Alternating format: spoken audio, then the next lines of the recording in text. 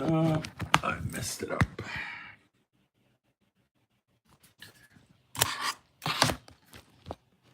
Okay.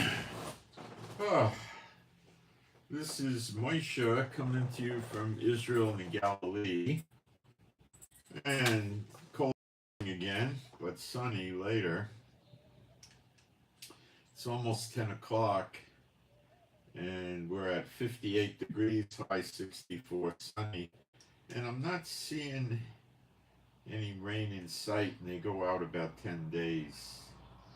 So we're looking at a high of 64 tomorrow. We're hitting 69.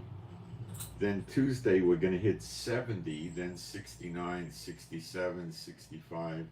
And then it goes, this is crazy. Tuesday of next week we're supposed to hit 76 degrees. This is the most unusual winter I have ever seen in Israel. And I have been here quite a few years. I have never seen this. The rain is, I don't know, 10, 15% of what we normally get. And the temperatures are not that bad. I have seen it even go down to 39, 40 degrees at night in other winters in the past, but we seem to be in the mid 40s in the middle of the night.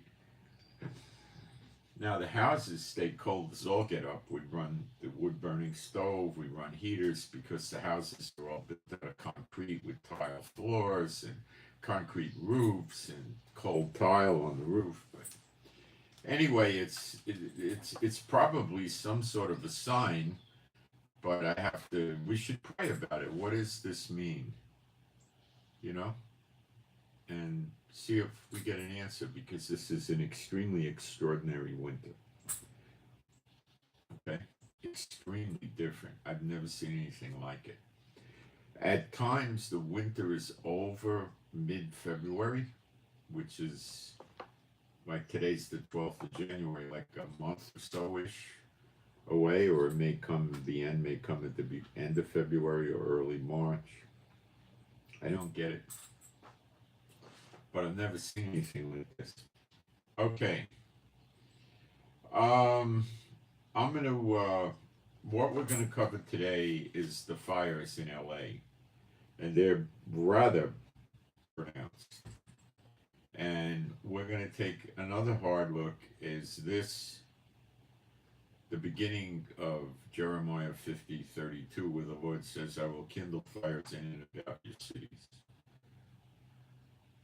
Okay? And we got to bear in mind that Hollywood and this area, Studio City, which had the fire, is the home of the entertainment industry. By that, I mean television, movies, music, all kinds of entertainment, right? And they've been mocking God for many decades. If you look at movies that were made in the 40s, they didn't mock God anywhere near the way they do today. By the late 60s, they were mocking God pretty good. But by the late 80s and 90s, it got worse, and it's worse yet today. They're mocking God in every level. They're promoting false gods. Their lifestyle that they're promoting on the TV and the movies is completely contradictory to the scriptures.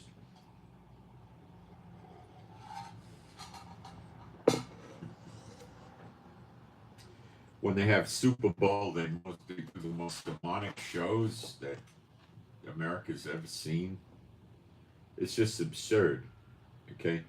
So then we got to scratch our head and say, why would God start with this area? And you got your answer, don't you? Well, there's a lot of ungodly activity in the whole United States. I mean, huge. It's driven, I believe, by Hollywood.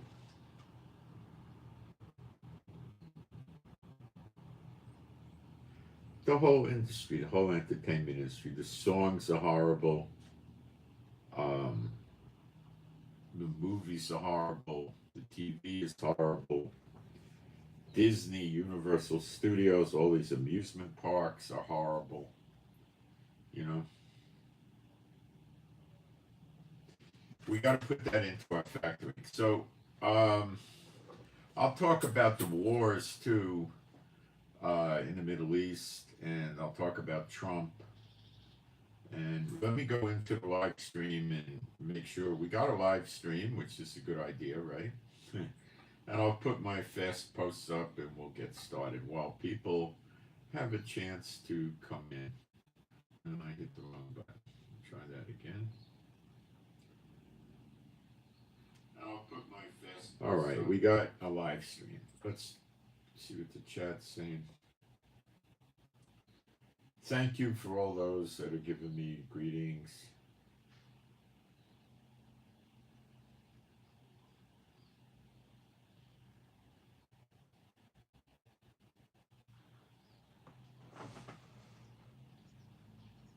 We'll cover about your nation, but it's in the Bible why your nation is cooked.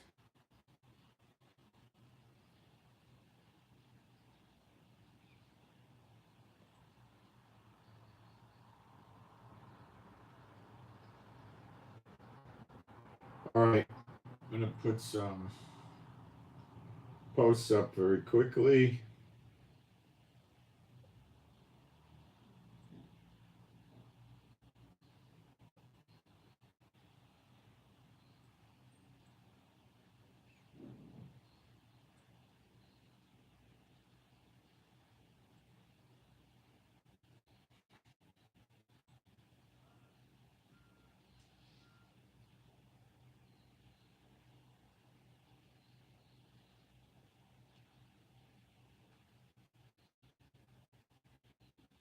Oregon, I know where that is. You're probably not smelling the smoke from the fires in California up in Oregon, but you might want to comment on that. We all find it interesting.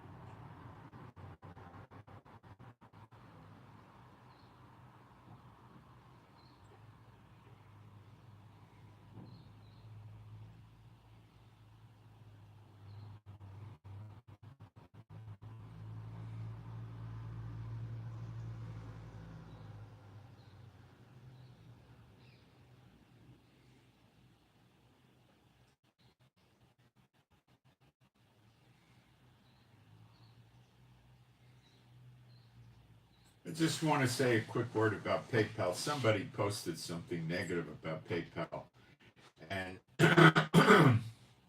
I believe that was just somebody trying to hurt me. I've been using PayPal for years. A huge amount of large sites, people with, at 400, 500,000, 200,000 subscribers use PayPal heavily. I have never seen or heard of any problems with PayPal. Okay? PayPal is very, very secure. There's nobody that has any problems with it. You know, this person said, "Oh, I want to, do an orphan. Do you use this one or that one?" Which they don't. I don't use them. They're not for Israel. They don't want people from Israel. Is my assumption on those. Very few sites do. And I said, "Well, send me an email. I'll give you the GoFundMe." And I never got such an email. So it was just somebody trying to work, make negatives. Like when the people come in and comment about my age in a negative way, these are people that are not coming in here to be good netizens or, good people. They're coming in here to be mockers and ridicule this and slander people, and they use anything. They'll start with what hat I'm wearing, my sunglasses, how old I am, anything, anything. One guy said he saw the shelves behind me and there was things there, containers that had Hebrew writing on them. Well, this guy obviously doesn't like Jews. And a lot of the church world won't listen to a Jew. They think we're the synagogue of Satan. The fact that the synagogue of Satan mentioned twice in Revelation, both times was not in Israel, escapes them. And they go to the churches, and what about their apostate churches? Okay, so I'm going to do some praise. There is no God like Jehovah. There is no God like Jehovah. There is no God like Jehovah. There is no God like Jehovah. There is no God like Jehovah. There is no God like Jehovah. There is no God like Jehovah. There is no Messiah like Yeshua. There is no Messiah like Yeshua. There is no Messiah like Yeshua. There is no Messiah like Yeshua. There is no Messiah like Yeshua. There is no Messiah like Yeshua. There is no Messiah like Yeshua. All right. So let's talk about the wars before we go into the fire. We didn't get anything from the Houthis last night. We didn't get anything out of Lebanon, nothing out of Syria, nothing out of Iraq, nothing out of Iran. And Gaza made some other feeble attempt that failed to shoot rockets into South Israel, the road area. And then we evacuated the area the missile came out of, and then bombing. So the IDF is trying very hard to stop any type of missile coming in, and the enemies are trying very hard to see to it that Israel takes missiles every day to keep us, on edge. They hate us. You got to understand that. They hate us because they hate God. Okay? Who do I mean? I mean Jehovah. They hate Yeshua HaMashiach. They hate the prophets. That's who they hate. They hate the churches too. Okay? Much hatred to the churches. The government of Israel, the government of America never talks about that, but they proclaim it all the time. They say we'll get the Saturday people and then we'll get the Sunday people. What do you think they mean? You're an infidel to them. Now, not every Muslim feels this way, just the terrorist-oriented ones. So they are promoting the California fires in the social media that promotes Iran and terrorist attacks on Israel and death to Israel and all that. And they're constantly showing videos of the fire. Now, what I strongly believe is going on, but they don't want to put it on social media, they're afraid, is that they're telling the people in the mosques or whatever that their God is punishing America for what they're doing to Islam. And they're really getting all excited about this. Oh, the ATF being called in to investigate arson. There was definitely some arson after the fire was burning a few days. These are more like copycat people in a sense. They started trying to burn things, figuring they could do some arson and get away with it. They got caught on camera and some were arrested. And this is mostly designed to make the people believe that don't look towards God for these fires, even though it's in the prophecies in Jeremiah 50, verse 32. Don't look at that. Trust in your government. Yeah, the same government that leaves the borders open. Yeah, we'll trust them. Yeah, sure. Good idea. All right. So things are relatively quiet in Israel. But we're still on some, military is fighting. We dispatched, took out some 3. Yes. Okay. There were 3 terrorists that attempted to, we think, come through the border.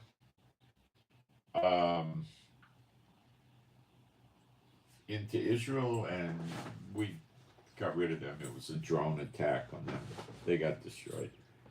The new government in Lebanon is moving the army. The guy is a former general. He's now the president of Lebanon, and he's moving the troops around in Lebanon uh, relieving Israel soldiers there, but Israel is not going to leave Lebanon.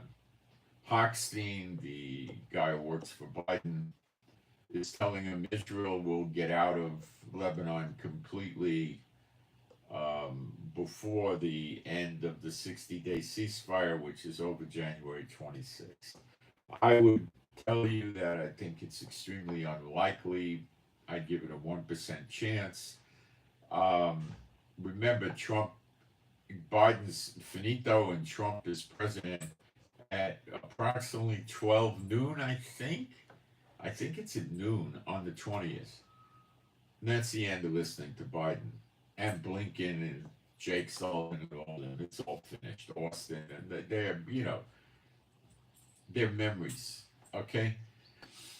And there seems to be some sort of a maybe breakthrough with the ceasefire, but I'm very reluctant to believe it.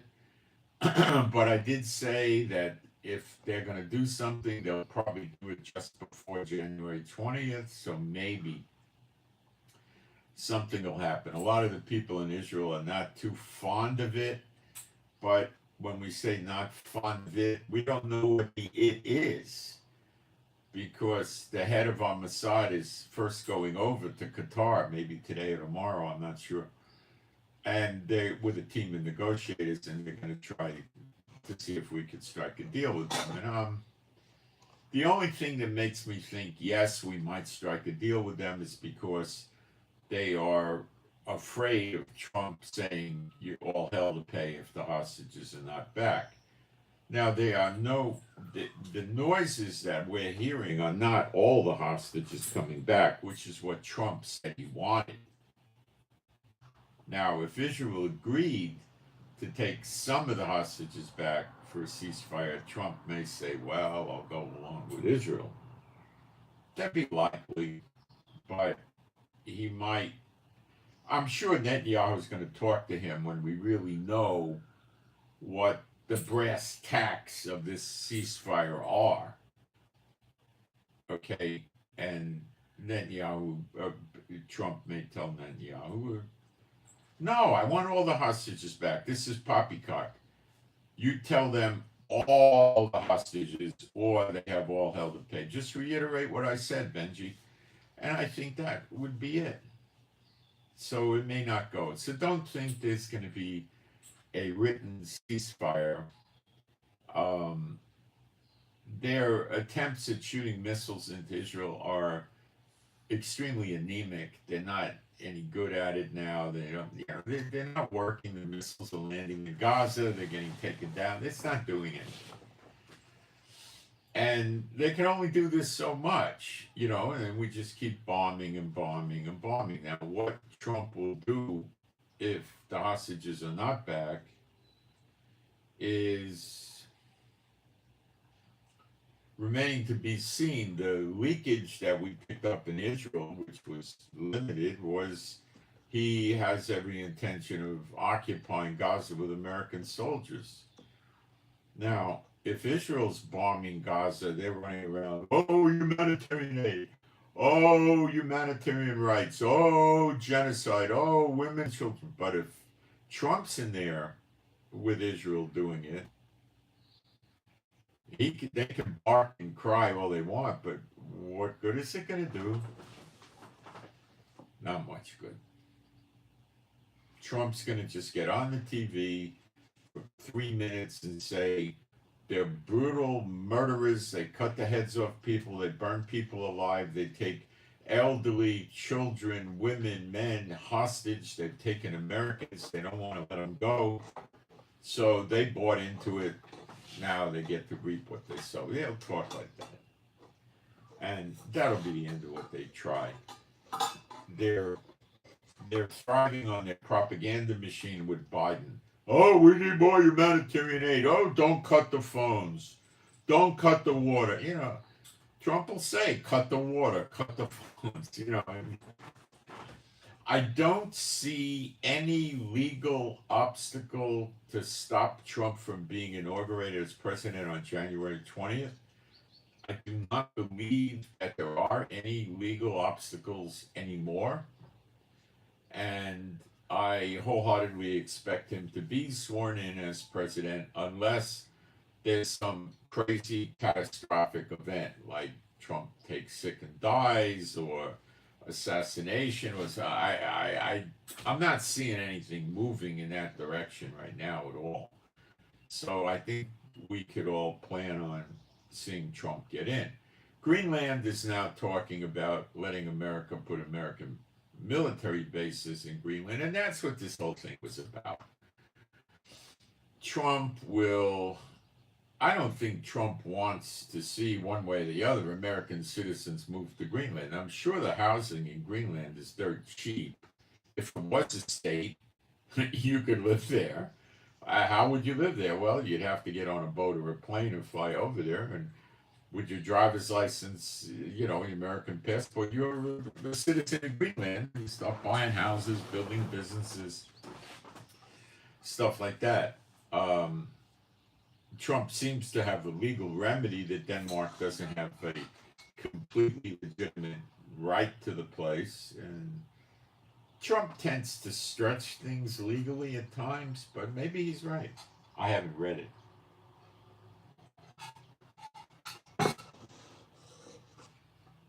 The advantages to America are great. It puts America at least 2,000 miles. Well, it puts America tremendously closer to Europe and Russia and the Baltic area because Greenland's up way north of America. So you don't have to go across and up. You just go across basically and you get into the Baltic. So the missile flight times to Russia is lower. Aircraft flight times is lower. Radar detection from Greenland would be a lot earlier than what America has now. If it's coming out of the northern part, you know, the Baltic area or Russia, it gives them an easier time with the radar for more early detection of incoming missiles, aircraft. It might even be effective on boats. Navy artillery launched missiles is, you know, not the same as a great big radar dome, you know, that's 100 feet or 200 feet, huge thing with massive power generators. Um, Navy ships got radar, but it's not the same type of radar as a great big land based radar. So it would be more effective radar. So they would build Navy bases there to keep ships there because the ship deployment time to Europe or the Baltic would be considerably less.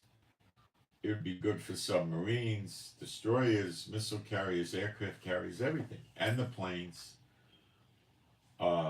And drone launching would be cutting the distance down if you're going to use drones at such a distance, which is probably unlikely. Um, and would they want to put infantry there? I doubt it. They'd have to put some ground units there to protect their military base, but it would be rather limited. They're not going to put 25,000 troops there. They might put 3 or 4,000 or something like that. You know, give them artillery, give them, you know, short range missile pods, some tanks, you know, stuff like that. Mostly to protect the bases from ground incursion or something. Trump would probably build walls around the bases, and soldiers would patrol to make sure nobody penetrates. And he would start trying to get Greenland to up their security and, you know, stuff like this. Um,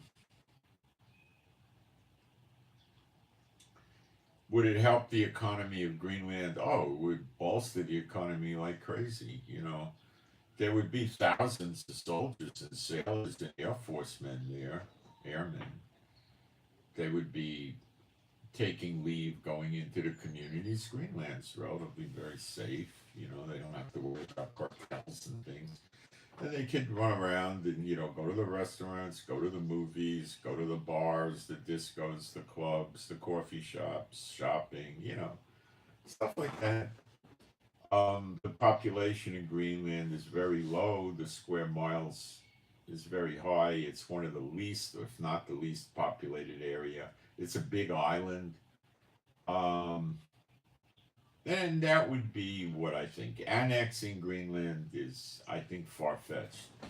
So if, let's say, Greenland, January 28th or something, just pick a number, says, okay, Trump, you can put, two Navy bases up there, three air bases. That's all they need. Two or three air bases, two or three. Even one Navy base would work, but they'd probably put two. And they'd probably put at least two air bases there.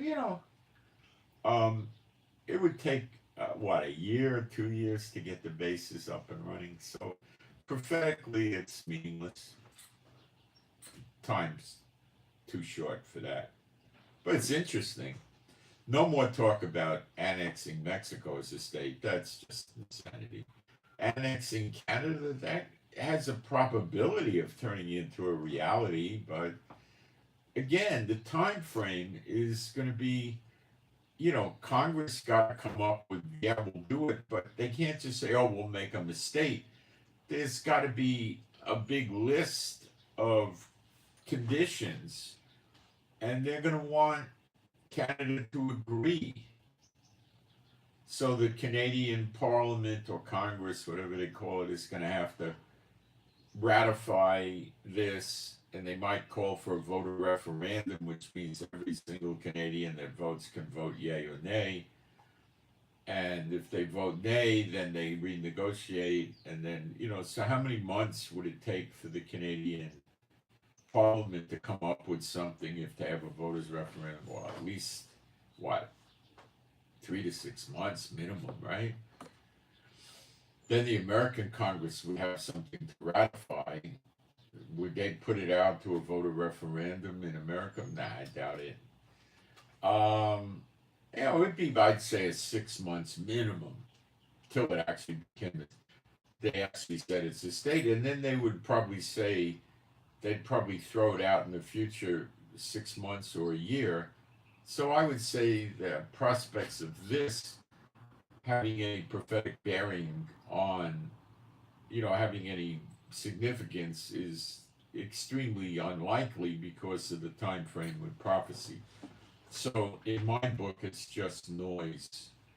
The Panama Canal, that is not something that Trump's going to waste any time with. Okay? These people are not, well, I don't want to slander. They're not going to negotiate with Trump. Trump's going to have to put warships down there and scare him. He'll negotiate with an aircraft carrier and 2 or 3 destroyers off the shore. And he's just going to dictate to him. Because there's no other way to deal with these people, believe me. And they right away took the Panama Canal and for money went to the Chinese and let the Chinese people set up, how do I word this so you understand it? Container ships, got the containers, 20 foot, 40 foot. They set up these cranes and different things that offload the containers from the ship. So a container ship pulls up in Panama with massive amount of containers and then they take it off. Okay, but a lot of the ships don't offload or unload in Panama, they just pass through. And the Chinese are involved with handling the port and stuff like that. So the war over Panama, the canal was originally built for military purposes and then it expanded to maritime shipping. They built the canal using Chinese poorly paid labor that were getting sick digging the canal, and a lot of these Chinese people stayed in Panama, citizens of Panama now, and I will tell you they're greatly discriminated against. Americans that live in Panama are ripped off, scammed, frauded, taken advantage of left, right, and center. the idea of them charging American ships more money to pass through the canal is something I wholeheartedly think is 101% true, because that's the nature of the South American countries from Mexico to Argentina take gross advantage of America. The countries that don't do this to any great extent, in my book, are predominantly Chile and Argentina. I've been in both of these countries. They're surprisingly civilized, modern, and they're not, the same sleazy attitude. No, I'm not saying if you as an American or a British person or Canadian went to live there, they wouldn't be very cruel to you. They would make you think they're your friends, but they would rip you off, scam you. That's how they look at Americans in all of Central and South America. And the Caribbean also, but maybe not to such an extremity. I've been to most of the Caribbean islands, and these people will actually make friends with you, where they're not trying to set you up and rip you off and scam you and stuff like that.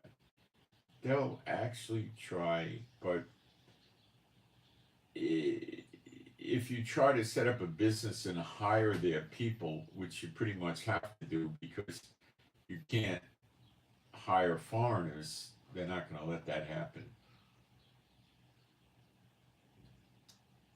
The people will drag you to labor court and try to run you up the flagpole for, if you fire them, they're gonna want 6 months or a year's pay because you treated them badly and you did an unjust firing, stuff like that. That goes on, okay? But I know people that have been the victims of this, so you got to be very careful about that. So they really don't want you coming down there and opening up a business. They don't want you coming down there and opening up a big tourist business. And they make a tremendous amount of their money on tourism. The islands are not a great place because everything needs to be brought in. There's precious little food grown on these Caribbean islands. They do fishing, of course. But even the water is brought in. So a lot of companies don't want to start with that.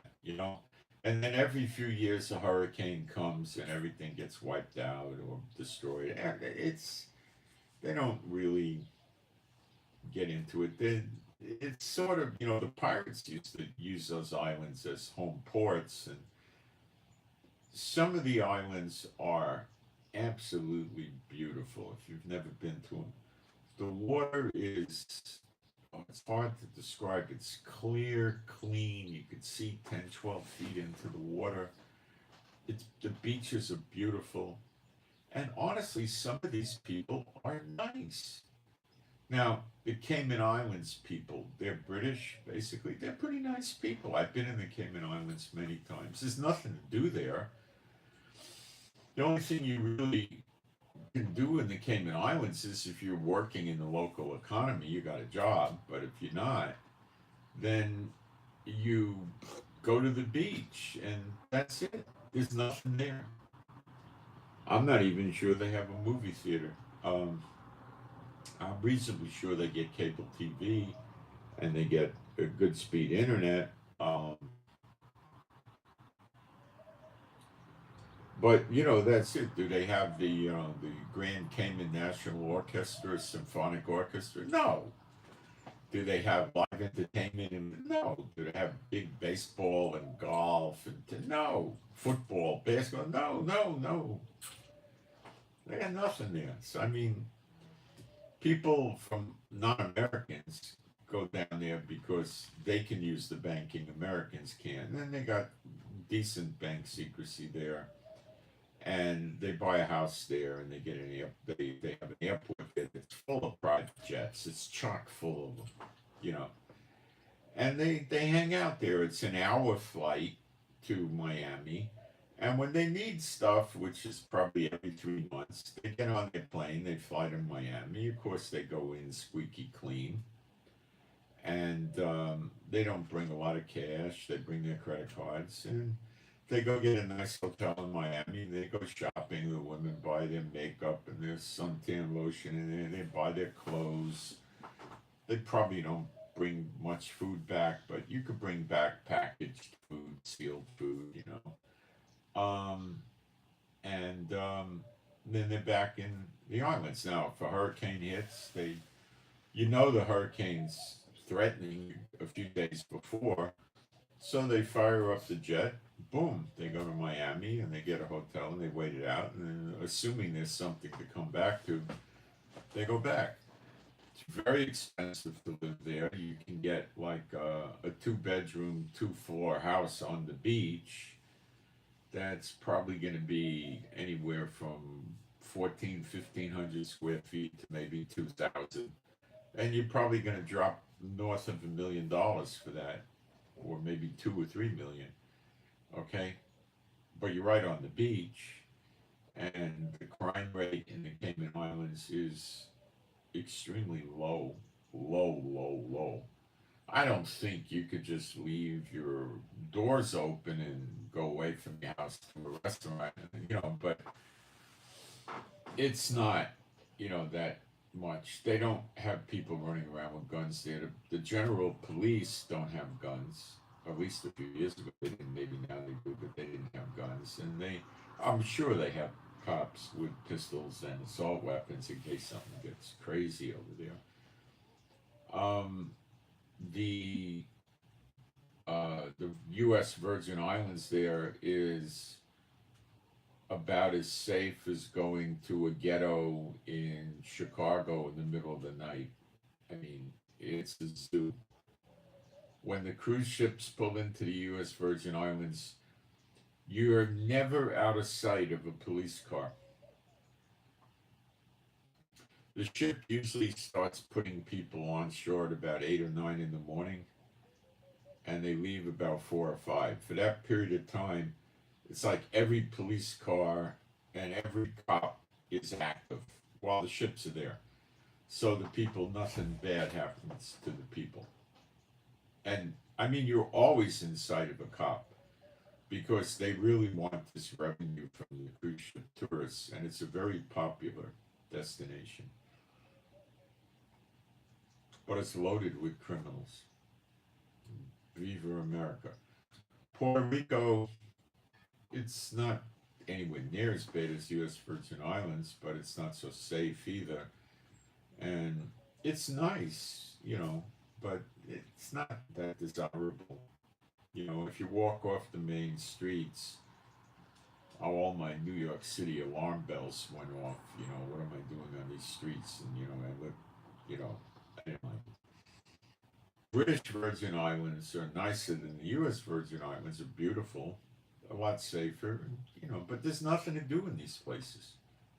I mean, there's nothing there. Puerto Rico has more stuff than the others do. And then you got little islands, like Bimini, and you have,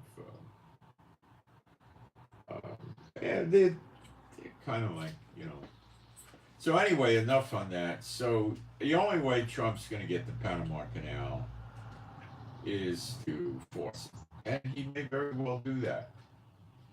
China and Russia are in Nicaragua, which is close to the Panama Canal. The Panama country has no military. They use the US dollar as their currency, and another country does that. I think it's El Salvador. There's another country there without a military, Costa Rica. So Panama's a sitting duck for anybody that wants to take it over. So Trump figures may as well be me. America left in the year 2000. And the Panama people generally liked America there because it brought a lot of safety to the country. They wiped out Noriega when he got really crazy. they let Noriega rise up, and he was pretty bad. And then finally, he got out of hand. I think Noriega got addicted to the drugs he was selling, and they finished. Well, they wound up putting him in jail. I don't know if he's dead yet. I think he wound up in a French prison ultimately for some reason. But the people were glad to get rid of Noriega, and they tried to make it into some sort of a haven for like a Dubai, where the super rich would come, and Trump has a building there with his name on it. But I think he just rented his name to them for some money or something. And some of the celebrities were talking about moving there. Brad Pitt, Mel Gibson were two that come to mind. They were visiting the place, but they passed on it. It's not that nice. The beaches are there, but they're not nice. Um, it's yeah, you know, but I don't know how Trump's going to play it with them, but if he calls them on the phone, they're going to hang up on him.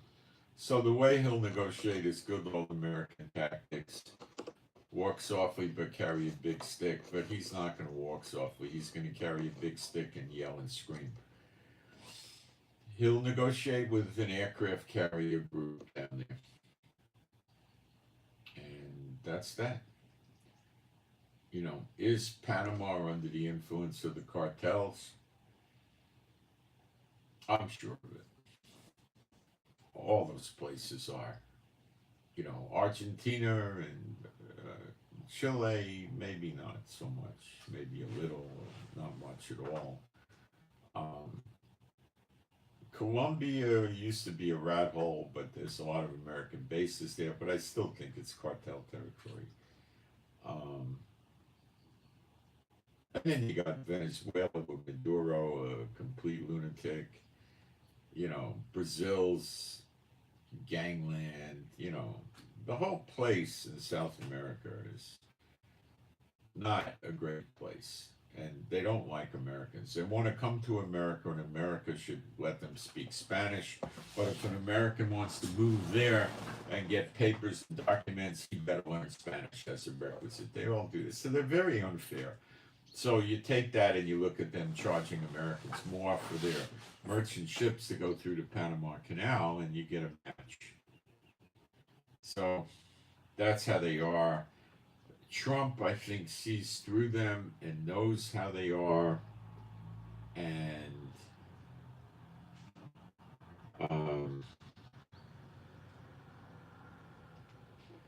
hold on a second. And I think Trump's going to deal with them with an iron hand.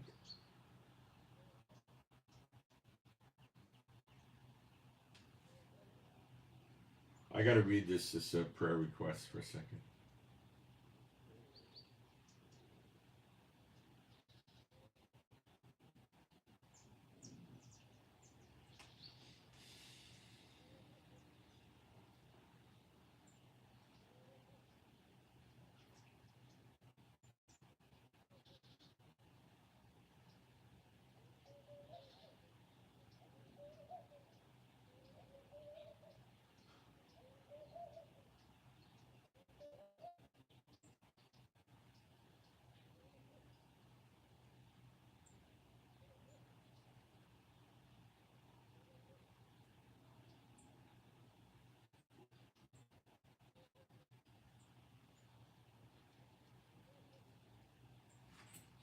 One second, guys.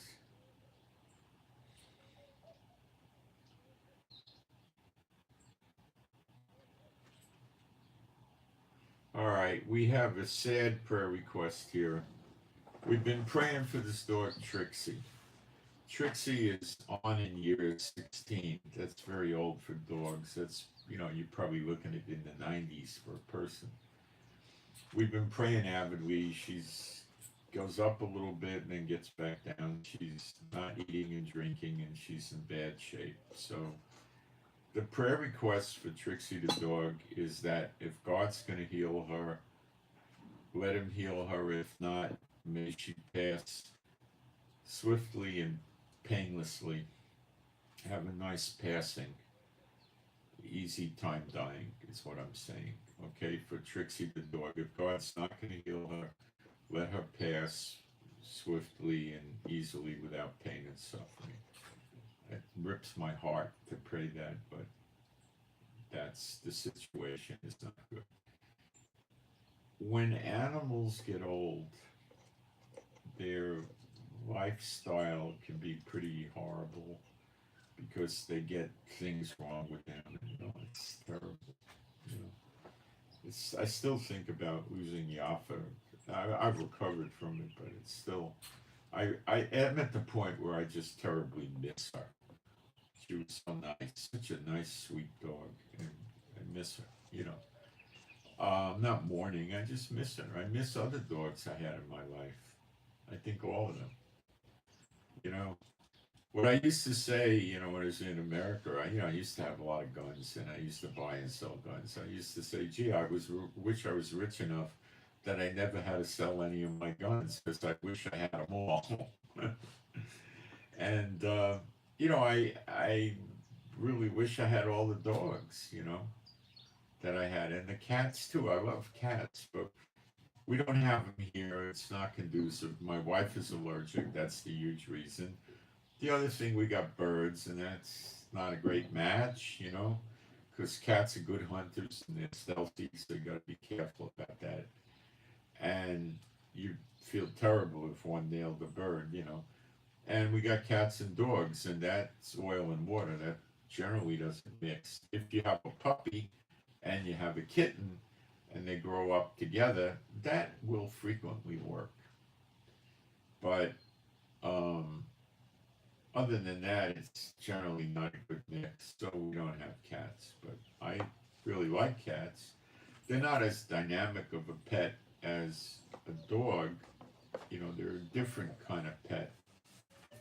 You know, they'll jump up in the bed with you and sleep next to you, or they'll crawl under your covers. It's cold, and they won't move as long as you stay in the bed. They won't move. And they're a lot of fun. They're easy to take care of. You can, I used to feed my cats wet food. There was a company called Kitty Queen. They went out of business, and they had real parts of animals in the food. You would see cartilage and things like that in there. Cats loved it. They had good fish in the can. They had different kinds of meats. Oh, the cats loved it. And then we would put dry food out in a bowl. We used to keep, most of the time, 2 cats. It's easier when you got cats in doubles because they keep each other company and they're happier. Well, I think when you start getting into 3s and 4s, you run the risk of them forming an alliance against one cat and picking on the cat. But if you got 2, they establish their pecking order, and which can vary from week to week, but then they keep each other company. It's much nicer for the cats. They do a lot better, I think. Now, if you're the kind of person that's retired and you're home all the time and you're there, well, then you could probably do well with 1 cat because you're there most of the time. But when you're working and you're out of the house during the day and the cat's alone by themselves, it's way better when they have another cat. They both do much, much better that way. They don't get anywhere near as lonely. They might miss you, but they don't get that lonely. So that worked out pretty good. So that's the way it is with it. I've heard of people that say they're so sick and tired of having pets that die that they want to get a pet they're going to die before the pet, and they go get a bird like a parrot. And a lot of these parrots live to be 40.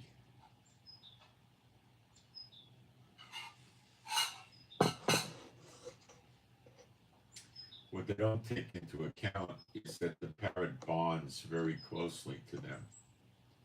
And when they die, the parrot is a wreck. So it's got its downsides too. Um, if you have a house with 3 or 4 people and you have a parrot, and one of the people moves away or dies, the bird's not going to be that broken up because the rest of the people are there. But, you know, anyway, all right, back to what's going on. So Israel is getting really more and more ceasefire-ish.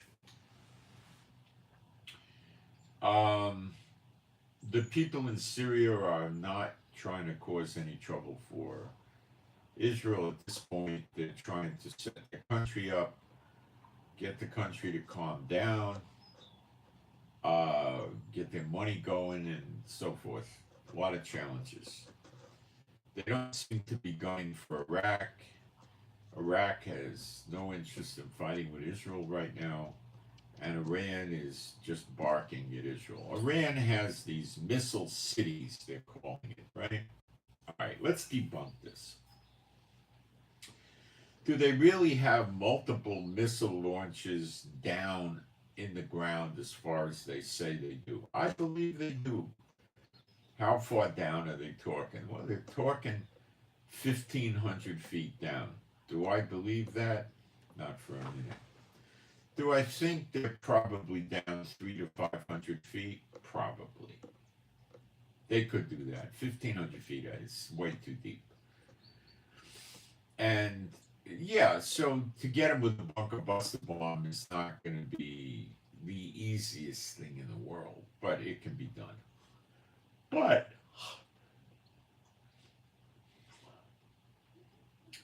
they launch a missile from underground missile cities, so they got to have an opening, right? The missile's not going to have like a screw head on it and drill through the earth, right? You got to have an opening for the missile to get up. So a 1,500-foot path till it hits the atmosphere, that don't make any sense, So can they open up something at 500 feet down? That's pretty unlikely. 300, I think, yeah. But anyway, the missile needs radar. When it breaks the surface, it needs to get radar on the target. If it's going to hit Israel, it needs huge radar. You're talking, what, 1,000 miles? Or, if you want radar covering Israel, you probably need 1,200 miles or something. That's not, you can't put radar underground. It just isn't going to work. Is your cell phone going to work 300 feet underground? So they need the radar, and the radar has to be above ground. So all you have to do is take out the radar, which Israel did a few months ago. That's it. End of story. So they can have 450,000 long-range missiles underground if they got no radar to guide it. What are they going to do with them? So Iran runs around bellyaching, barking, we got the missile cities, and they might have 1 or 2 or 3, who knows? But so what? We just take out the radar. End of story. The media doesn't tell you this. And the preppers, the guys that are doing these broadcasts to sell you prepper supplies, survival food, survivalist equipment, bug out stuff, bug out locations, they're not telling you this because they want you scared, so you buy survival stuff through them. You get a nice shortwave radio at a good discount. You get a, food supply at a discount. Of course, they make a commission. You get all this equipment. What do you think? It's silly, There's some woman running around and says she used to work for the CIA. And Sean Ryan, I think, is a podcaster. And she goes on his show and she talks about threats to the United States. Number one, let's understand a few things. If you get out there and you never worked for the CIA and you start telling people you work for the CIA, they may never pay attention to you and bother you. They're not in the habit of filing lawsuits and criminal charges against people who say they worked for the CIA who never did, because then the other people can, you know, be in jeopardy. Because then they're not going to attack. Then someone else says it. They just leave it alone. Okay? They don't pay much attention to it. If you said you used to be an FBI agent and you weren't, that would be different, I believe. But anyway, so maybe she was a CIA agent. What did she do as a CIA agent? Was she an intelligence analyst? Was she working on Bolivia or the Philippines, or what was her specialty? You know, you become an intelligence analyst in the CIA for a specific country. You're not a general all around the country, you know, person. The CIA does collect intel on American events and things like that, but there's other agencies that do a lot of this as well, more probably than the CIA by far, and that would be FBI, Homeland Security, military intelligence. You see, the National Guard's part of the military, and the National Guard can be deployed inside America, so that opens the door for American military intelligence to operate to protect the National Guard. See how that works? And that would apply with naval intelligence, Air Force intelligence, Coast Guard intelligence, and so forth. The Marines even have intelligence now. It used to be they relied on Navy intelligence. Now they got their own. So you got an Army, which is called military intelligence. You know, they all have it. And, you know, they probably work with all the agencies, you know. So she's saying, well, 2025, the sleeper agents are going to be deployed. Well, I agree, but I don't agree with her. I mean, I'm getting it from other sources, specifically the Bible. I think it's going to happen. But that's what she's saying. So that's interesting. I'm surprised the church hasn't started, you know, with the peace settling in the Middle East, which may explode, by the way, but I'm surprised they haven't started saying, well, Trump's the man of peace, the man of sin that's going to make a covenant with Israel and bring peace and all that. You know, I haven't seen them bring that up yet because they like Trump, because Trump is with the whore, not the beast. And the whore is, the method of the whore is the false churches, false Israel, and stuff like that. So it appears Biden's with the beast, which is anti any Israel and anti churches and anti false religions. They probably want to go, you know, for the new religion, which would be worshiping the beast and Satan, stuff like that. Okay, idolatry, idols, the talking statue, for instance. All right. Yes, I know the Catholics are into idolatry.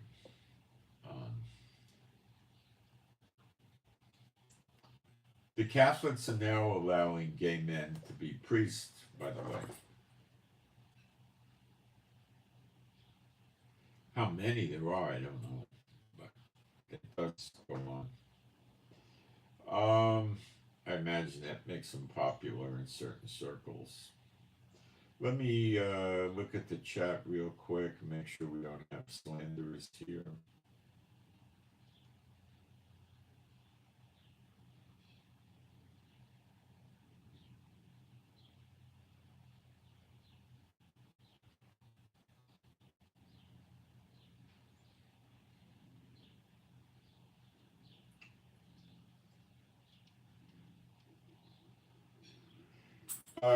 Someone says Greenland is very tough, thick ice. Yeah, 20% of it has actual green land.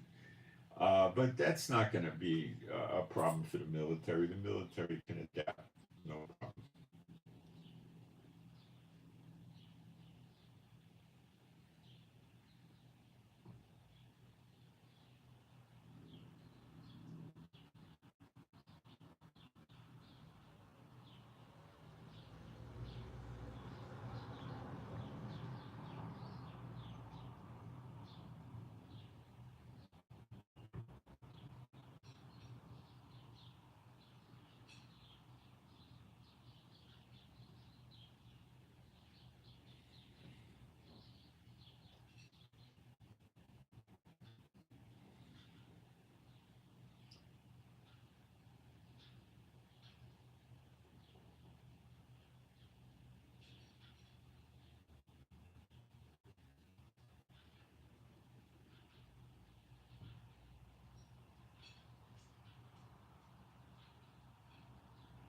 Well, some people feed their cats dry food only. I think that's not healthy for the cats. I would give my cats wet food twice a day, once in the morning and once in the evening. And I would leave dry food in a bowl for them to nibble on during the day because they wouldn't eat very much of it. And leave water out. And that would be it.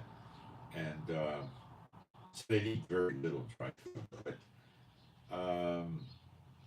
it's not good for their health. I think it gets their kidneys or something. The wet food's a lot healthier. I mean, if you really wanted to, you know, be really nice to your cats, you just get them tuna fish in water.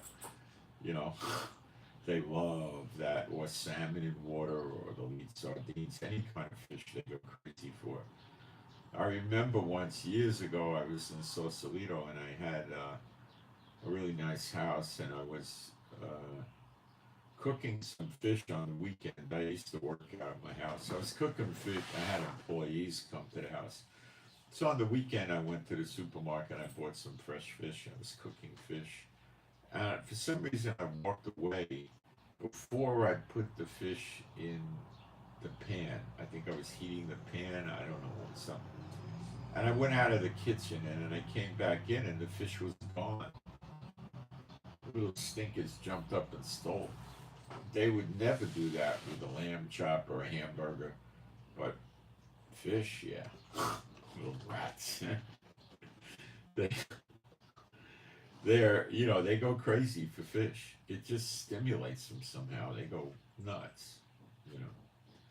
They go nuts. All right, so I think we'll get into the fires.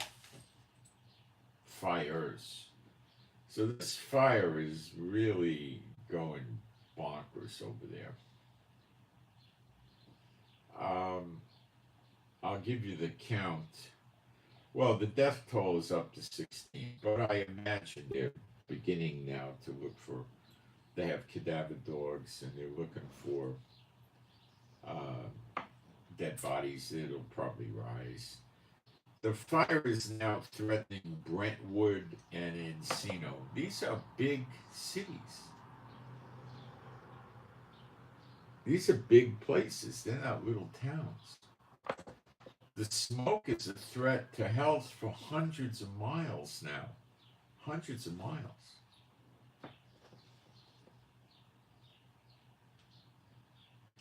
Paris Hilton did an interview about having her whole house burned down. Mel Gibson did another interview having their whole house burned down. He said you could take the ashes, and put it in an urn. It was that bad. He said all his stuff was burned up, He couldn't get out with his stuff. But, the chances of Mel Gibson owning another 2 or 3 houses is probably 98%. And, he's a multimillionaire. He just goes and buys a house, immediately, it's not, and, the pictures and the mementos are gone. That's for sure.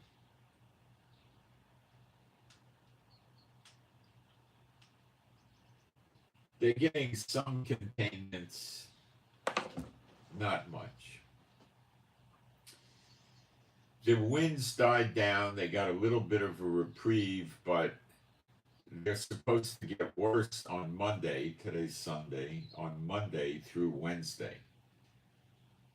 So that means that I would say at least a week, if not 10 or 15 days after this coming Wednesday, maybe they'll get over on the fire. But because the winds are going to get worse and worse through Wednesday, I would say at least a week it's going to be horrific after that. They're pulling in firefighters from other states to help.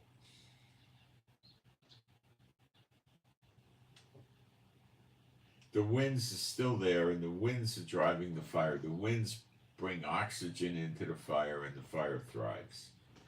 And they ran out of water from their fire plugs, where the firemen get water, and Newsom, the governor, screwed things up with the water, and that doesn't. I mean, it doesn't do a lot of help. They might recall Newsom after it's over, but it doesn't help fix the problem.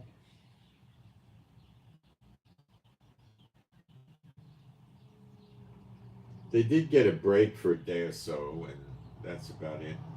12,000 structures have been destroyed so far that they know about. That's huge. That's huge. Um,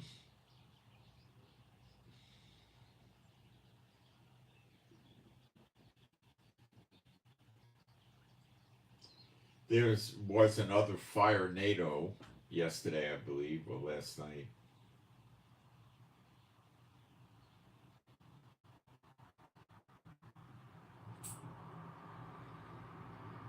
They're talking now, and these figures are hours old, 140,000 acres. That's what I'm hearing. 140,000 acres. Huge. But these fires are in and about the cities, just like the prophecy says. They're not off in the woods like the previous wildfires we used to see.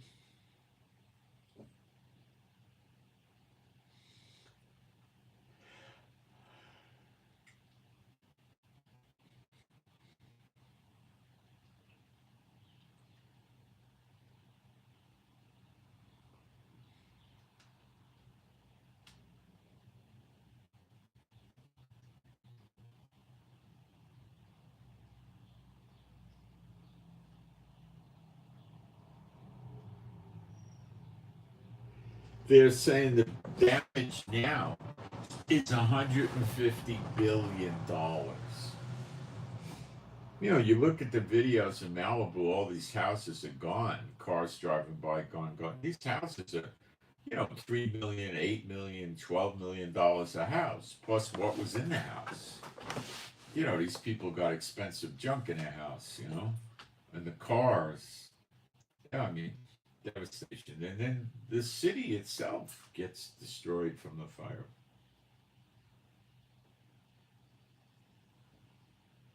By the time it's over, this could be trillions of dollars, or at least a trillion. I wouldn't be surprised at all.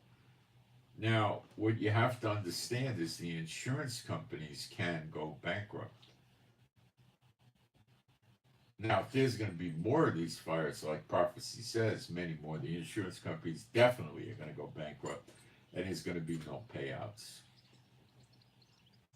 You lose your house, you lose it. So a lot of them will have mortgages. They just walk away from the mortgage.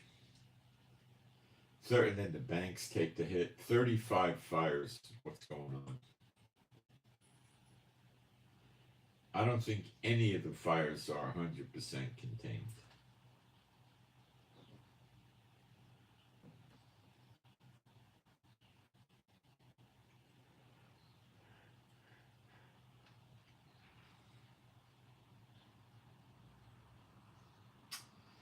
The county of Los Angeles. Now, there's a Los Angeles County and a Los Angeles City.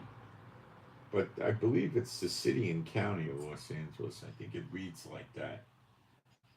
And it's almost 14 million. Now, some of these cities are above and beyond Los Angeles County. And so the amount of people affected is massive. Massive. The fire has not yet gone into the city of Los Angeles. If it does, what are they going to do? They got, I don't know, 4 or 5 million people in Los Angeles City. You can't run an evacuation on that. You'd be backed up on the freeways for 24 hours.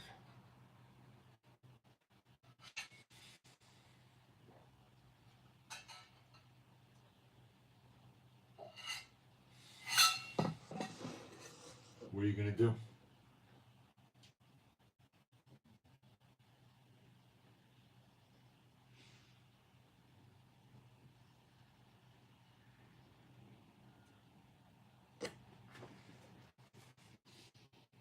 I don't know what'll happen if that happens.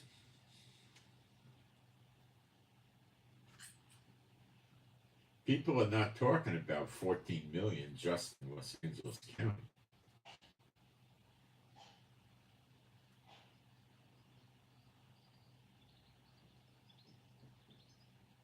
And if you did start evacuating people in these kind of numbers, where are you going to put them? The American government usually does next to nothing for people that have been burned out, flooded out, rained out, hurricaned out. They do nothing. People wind up living in tents for years. And you could imagine how long it takes for the insurance adjusters to make settlements with people if it's a small number of people and they're not going bankrupt. But if they're going to face bankruptcy, you better believe these insurance companies are going to be dragging it out.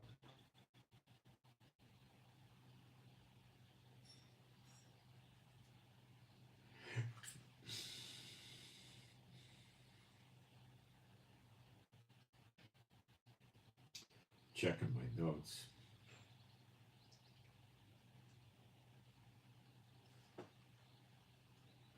So, because of the sense of timing and what's happening in Israel with the fighting stopping, and we're well into the year of recompenses coming up on redemption, I'm thinking that this is a real event, the beginning of the fires that are prophesied, and I will read that to you again, and then we'll put it together with other scriptures.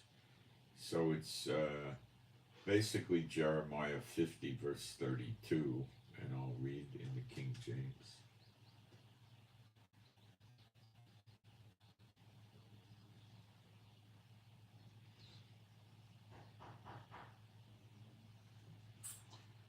And the most proud shall stumble and fall. Well, that's the rich and famous. Let's see what it says with the most proud. It says, and the most proud. 4 words for one Hebrew word. Let's see what it is. 2087 Strong's number. Sadom.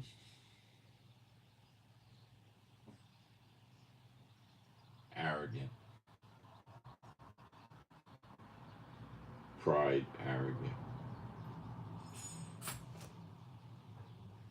That Hilton woman and Mel Gibson and other celebrities, James Wood, they're the arrogant movie stars, celebrities. And the most proud shall stumble and fall, and none shall raise him up. And I will kindle a fire. Now, what says, and I will kindle. Okay, that's 1, 2, that's 4 words. The scripture has 1 word, yatsat, and that's Strong's number 3341. And you could say burn or set on fire. Kindle is the meaning of set on fire, burn or set on fire. So I will kindle or set on fire, or kindle a fire. And the word for fire, I believe, is correct. Esh, it's fire. Fire, and it says cities, and it shall burn up all round about him.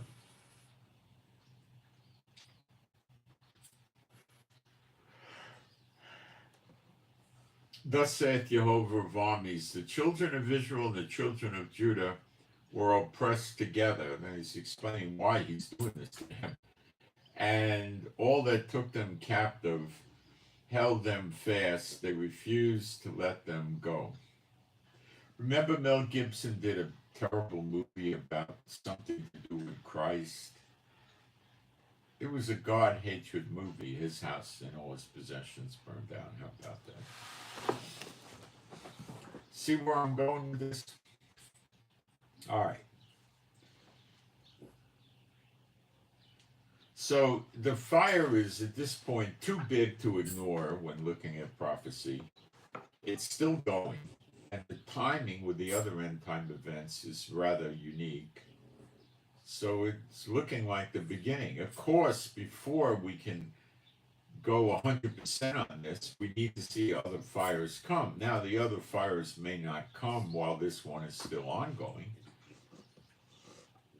This one may get put out, and then some days go by, and then another one, and so forth. Ultimately, I think there'll probably be many of them burning at the same time.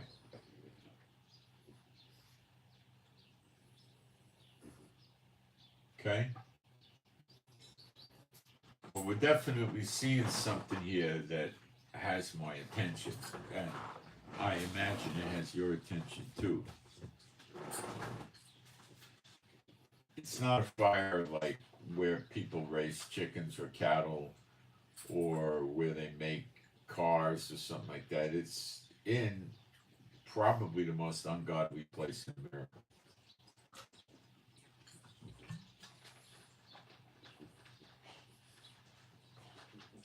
And where they spread their ungodly attitudes and teachings to millions and millions of people on television, radio, movies, stuff like that. And encourage people to live an ungodly lifestyle.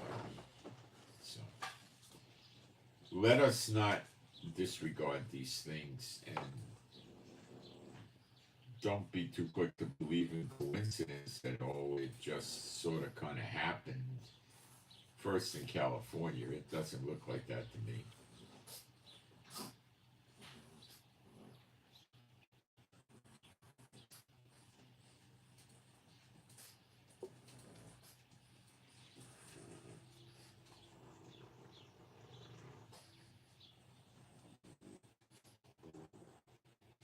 Everybody's expecting Trump to be a great asset to America and how the daughter of Babylon is going to rise up and be great again. People are going to get very disappointed. Man that trusteth in man is cursed. And that's what the people in America are doing. They're trusting in Trump, not God. Trump. Okay. Now let's take a look at Isaiah 61. And we've done this before, but let's take another look anyway. I want to try to add some stuff in, stuff like that. Okay. The spirit of Adonai Jehovah is upon me, because Jehovah hath anointed me to preach good tidings unto the meek. You're the meek. Okay, Mel Gibson and Paris Hilton and James Wood, they're not the meek. He has sent me to bind up the brokenhearted. Now, they might become brokenhearted, but who's being sent to bind them up by God? Nobody. To proclaim liberty to the captives, and the opening of the prison to them that are bound. And these are the people in the pit. These are the dry bones that come to life and come back to Israel. And Yeshua went down for 3 days after he died. He went down to preach to them. So he told them, the prisoners of hope, he told them that you're going to get out one day. Okay? And that's Ezekiel 37. It's not the church. It tells you what it is. You got to read it. To proclaim the acceptable year of the Lord. Now, this is really a stumble here. The acceptable year of the Lord and the day of vengeance for our God, to comfort all that mourn, which is Zechariah 12. But, okay, so the acceptable year. And let's take a look at that word. It's in verse 2. Let's go to Hebrew. Not trusting the English.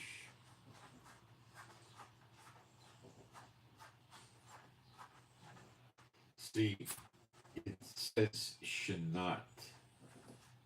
8141 word. I'm going to put this up on the screen if any of you are curious And you'll see the Hebrew reads right to left. On the right hand side, it says ISA 61:2. And the second word, you'll see the number 8141. It's Shanat. I don't know how many of you can work with this, but I'll put it up. The normal word for year is Shana. Instead of a tut sound at the end, a toy, it's a hay sound. So this is that same word that's used to describe year of recompenses, Shanat, not Shana. Now, in Hebrew, the Shana word means a year. Like, you know, how old are you? Oh, you know, I'm 41 years old. You know, say I'm being God, Shana or Shanim. Shana is singular, Shanim is the plural. Shana is a funny word. It's like an indefinite year. So it would be more or less like it wouldn't be 2 years. It's probably about a year, something like that. Okay? But it doesn't mean it has to be 12 months. It's a very unusual word that's not often used in Hebrew to mean year. The translators don't know about this and they don't follow it correctly. The rabbis probably do, but they're not going to tell anybody about it.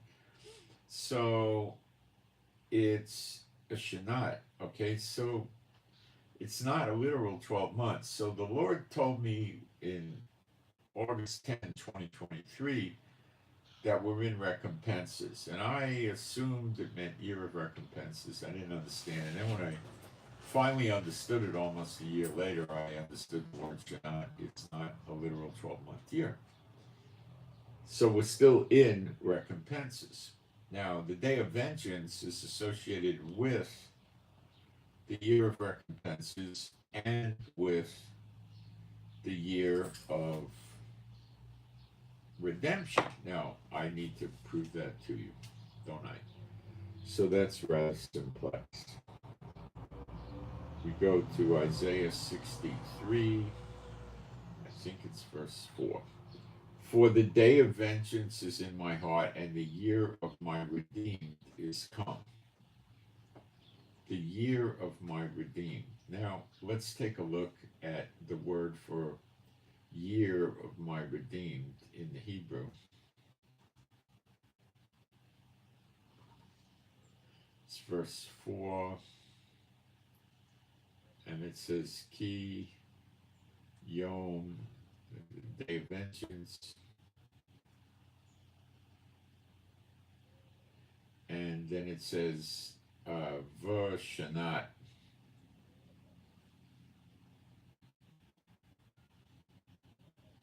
And the means and, it's above, it means and. So it says, and year of Gaal, which is the word for redeem, come.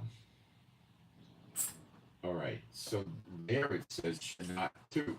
I'll put it up for the hay of it, verse 4. It doesn't say Shanat, it says Shanat. So the year of redemption doesn't have to be a 12-month year. It can run many extra months, which, in my opinion, would be a lot of fun.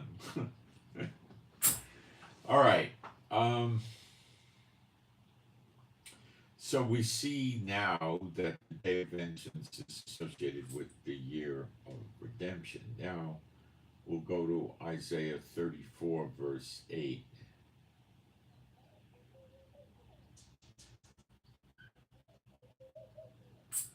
For it is the day of the Lord's vengeance and the year of recompenses for the controversy of Zion. So here we see that the day of vengeance is associated. Previously in Isaiah 63, we saw it's associated with the year of redemption.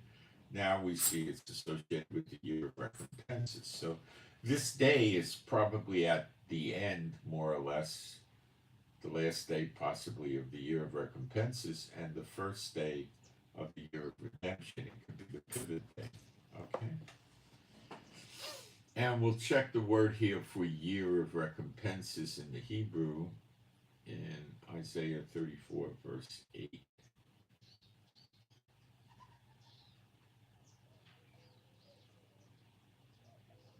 And it's saying, Yom, vengeance, day vengeance.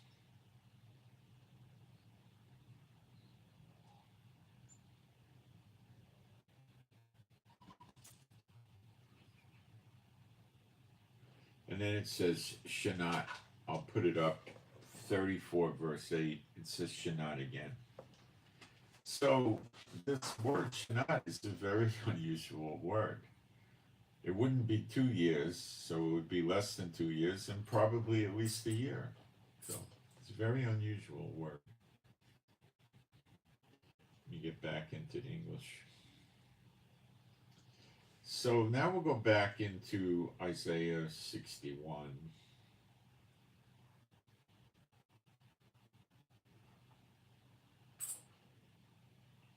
And of course, we know in the book of Luke, in the New Testament, I believe it's the book of Luke, Yeshua, this part is quoted, but only the beginning. And then in verse 3, it says, to appoint unto them that mourn in Zion, in Israel, to give unto them beauty for ashes, of joy for mourning. That's because we see in Zechariah 12, 11, and so beyond there, that they're mourning in Israel when they realize who Yeshua is, because they see him in the clouds, the sign of the Son of Man. Of praise for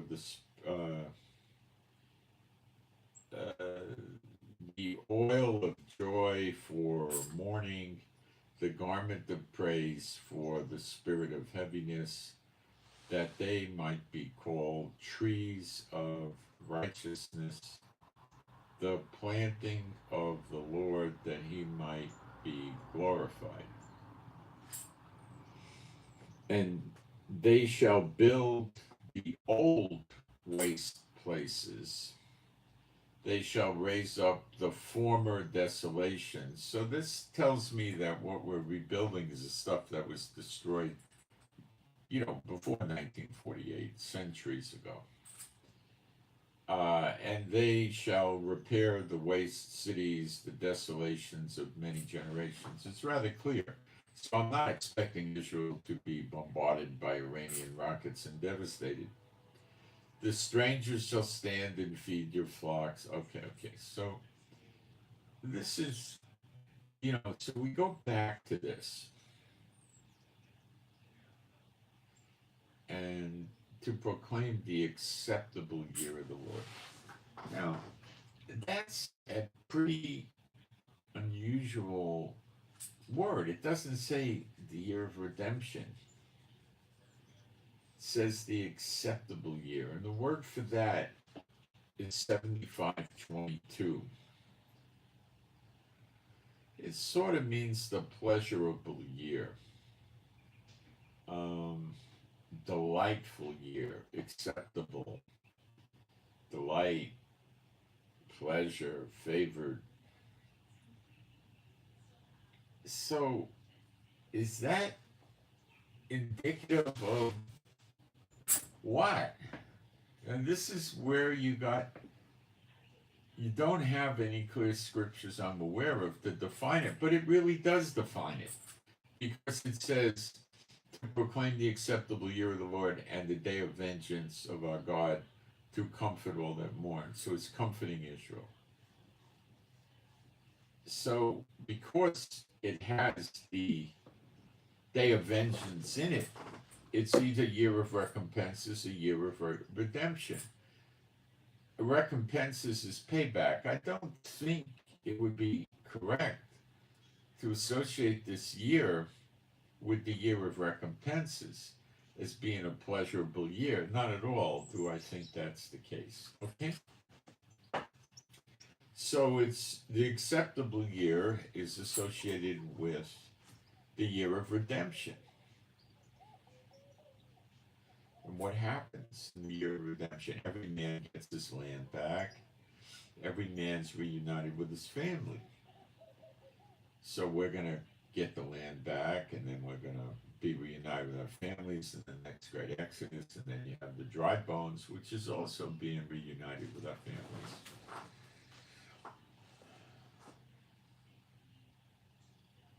Now, I know the churches don't talk about this, but it's right there in your Bible. What do you want from me? I'm teaching you the Bible. They're teaching you I don't know what.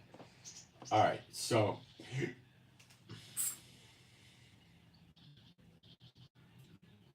this has not been fulfilled, of course.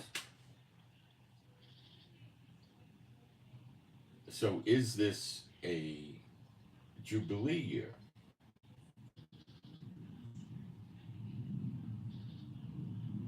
Well, a Jubilee year has a lot of the same attributes as a redemption year,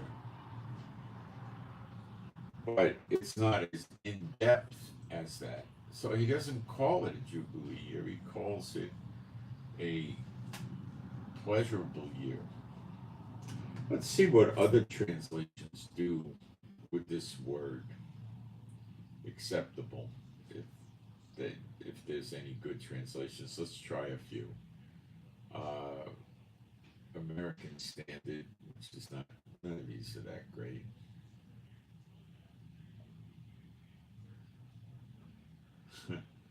They completely mistranslated as the day of vengeance. They don't want the people to understand the scriptures. Okay, Brenton.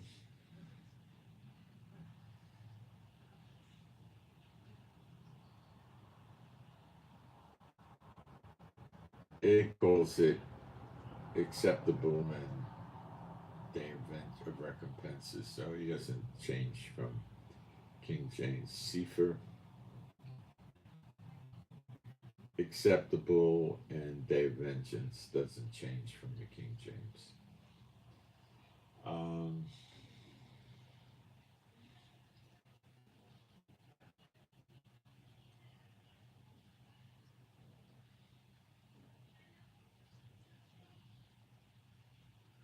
Jewish Publication Society.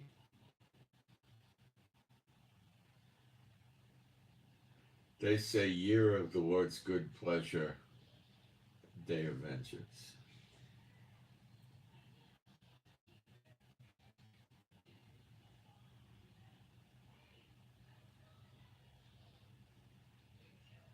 Here's a literal Bible to proclaim the acceptable year of Jehovah in the day of Ed. They just do King James. They're literal malarkey, literal. Tree of Life to proclaim the year of Adonai's favor. It takes a pretty big advantage and stretches on that one. The day of our God's vengeance to comfort all that mourn. Well, stretches it. Young's literal year of the good pleasure of Jehovah, day of vengeance of our God to comfort all mourners.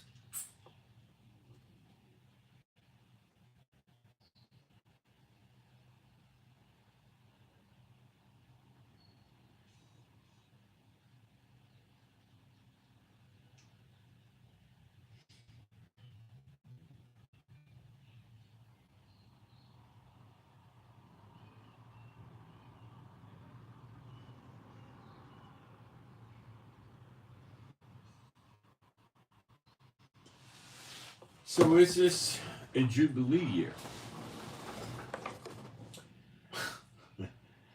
See, the Jubilee year will be in early February.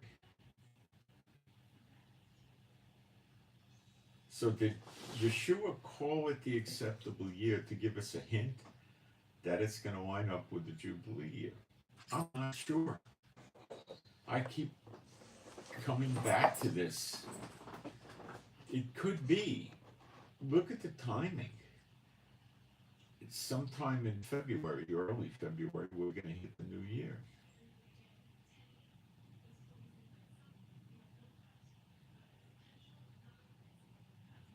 Well, look what's going on. So is it possible that some of these events happen the good stuff, because the good stuff should happen early on. And then some of the other stuff happens later on. I don't know.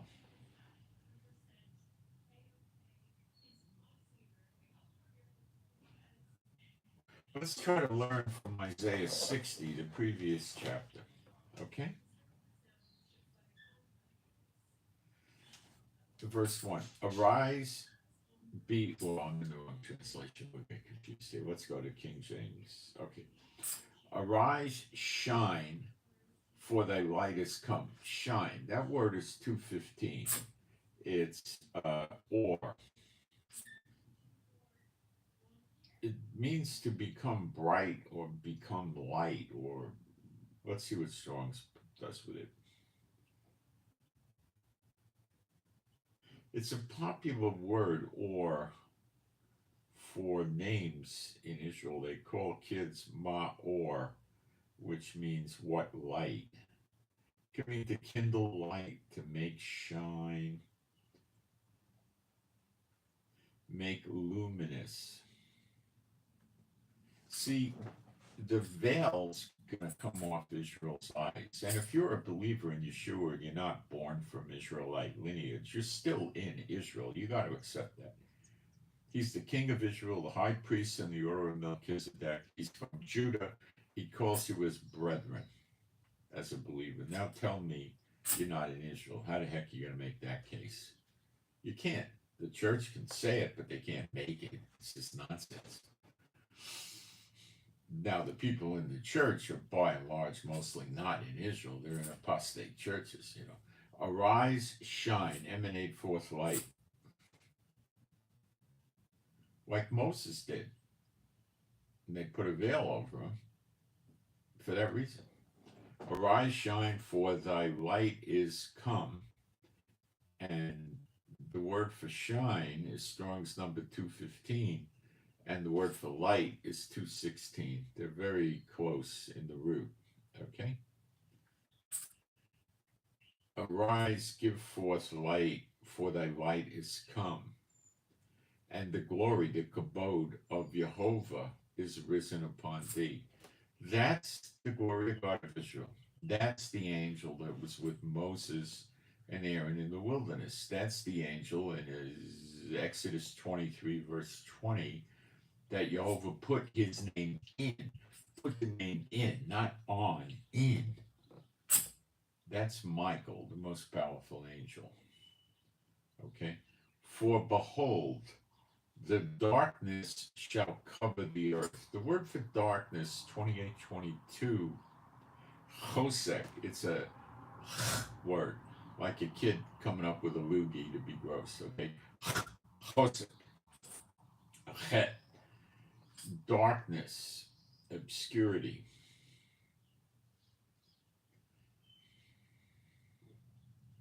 Could also mean misery, destruction, death.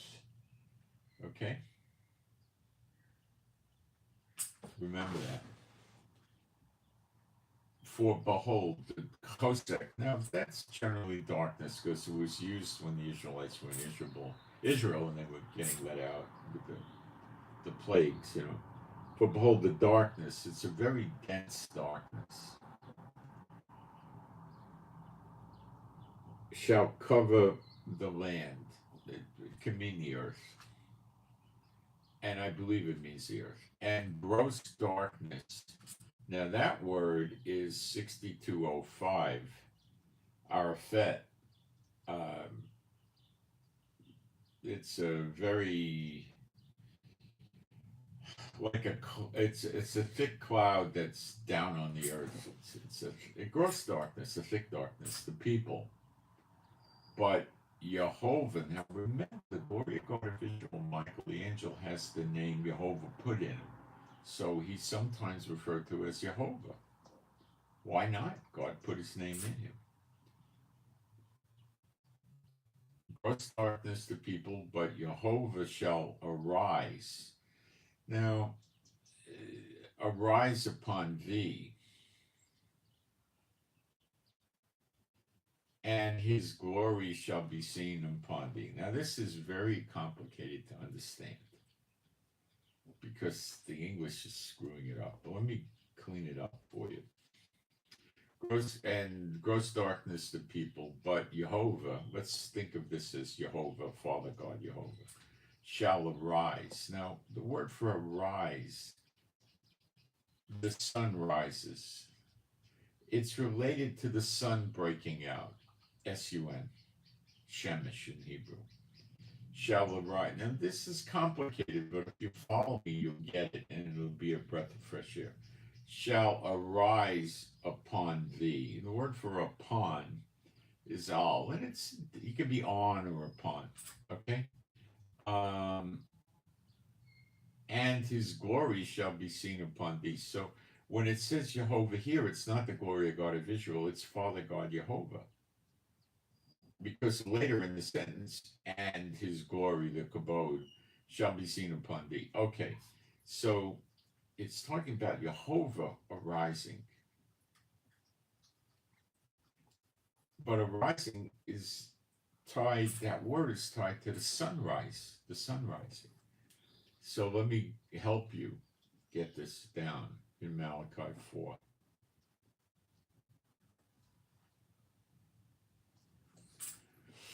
For behold, the day cometh that shall burn as an oven, and the proud and all that do wickedly shall be stubble, and the day that cometh, that's the day of vengeance, shall burn them up, saith Jehovah of armies, that it shall have neither, that it shall have not them, that it shall leave them with not root or branch. It's talking about the bad Israelites, the 2/3 that get cut off apparently.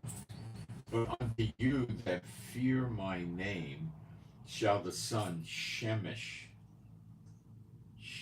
of righteousness arise with healing in his extremities, not wings, and you shall go forth and grow up as calves. So it doesn't say that. Let me give you what it's really saying.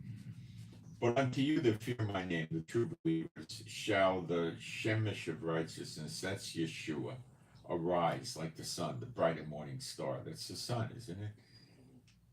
With healing in his extremities. This takes us back to the woman with the issue of blood for 12 years. She grabbed his tzitzit or his tassels and got healed. He said, oh, I felt power come out for me. Okay. Healing, they're telling us it's Yeshua. The reason this thing happened with Yeshua and the woman in Israel of blood, so they would know it's him. And you should know it's him in Malachi 4, verse 2, I think it is. Or is it 1? It's verse 1. No, it's verse 2. Okay, shall arise with healing in its extremities, and you shall grow up and frolic about like calves in the stall. That's when you get the everlasting life. Children run and get tired, but you won't. The days of my people will be like that of a tree. Tree lives thousands of years. A child shall die at 100. Now you're getting it. Okay. Back to Isaiah 60.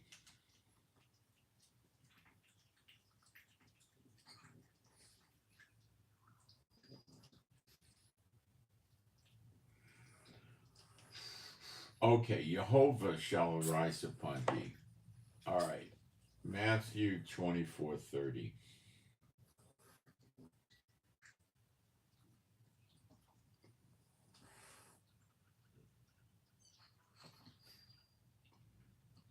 And then shall appear the sign of the Son of Man in heaven. Now that word is Shemayim, up where the clouds and the airplanes are, in heaven. And then shall all the tribes of the land mourn, and they shall see the Son of Man, Yeshua, coming in the clouds of heaven with power and great glory. It also says in another place, he's seated at the right hand of power. Let me see if I can find that verse. It may take me a minute.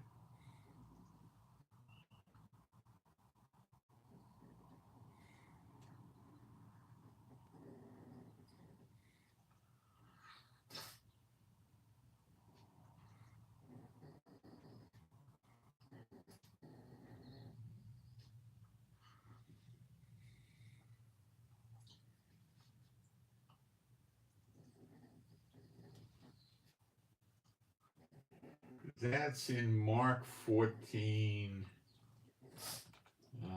What verse? Let me find the exact verse.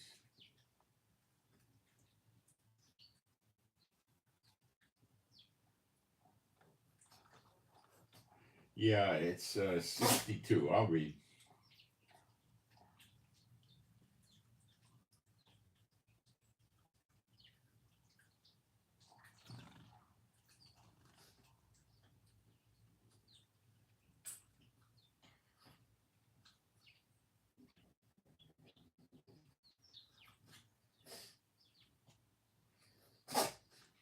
Uh, and Yeshua said, I am, and you shall see the Son of Man sitting on the right hand of power and coming in the clouds of heaven. Now, the word for power in the Greek is hard to really work with dynamis. All right, well, what's going on here? Yeshua is coming back in the clouds, seated at the right hand of God the Father. That's power. Because he can do anything. Anything. Is anything too hard for the Lord? Is his hand too short he can't heal? He can do anything. Now, a lot of people don't really understand that. Why is this happening? Psalm 110:1. The Lord said to my Lord, sit down at my right hand until I make your enemies your footstool. Have Yeshua's enemies been made his footstool yet? No. Okay, so he's still at the right hand of God. So rather than break that scripture, God comes with Yeshua. So you're going to see God, the Father, Jehovah, and his firstborn son, Yeshua, the Messiah, Hamashiach, together, coming down in the clouds. And you're going to get everlasting life when you see them, specifically from Yeshua.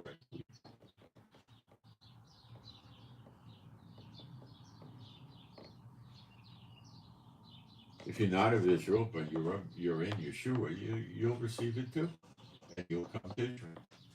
Because everything's going to focus on Israel. That's where the temple's going to be. That's where the glory of God of Israel is going to be. That's where Elijah and Apostle John are going to be, and so forth. Listen, with this business with Moses appeared in the Mount of Transfiguration with Elijah, so he's one of the two witnesses. It's poppycock. The Bible says, "It's selected unto man to die only once." Moses died, so he's off because the two witnesses died. What about Enoch? He didn't die. He was taken to heaven. True, but why do you assume he's one of the two witnesses? What about Melchizedek? His days were without number. So he didn't die. Why don't you make him one of the two witnesses too? You see what I'm saying? It's a rather absurd theory. We know Elijah is going to be there. Okay? And we know Apostle John was told, there be some standing among you that shall not taste of death till they see the kingdom of God. Well, Apostle John was there along with other apostles, but it doesn't say that. It says there shall be someone among you. And he was speaking about Apostle John because in Revelation it says that he must prophesy again to many nations, tongues, and peoples. And he's the one with the seven thunders. And these things haven't happened yet. Can't you just imagine how cool it would be sitting down somewhere and Apostle John explaining the seven thunders? What more could you ask for? Come on. Rather go to a Madonna concert to see her praise the devil. That's what the world wants. I'll pick Apostle John and the seven thunders. That's going to probably open up end times super duper. That's why it was sealed.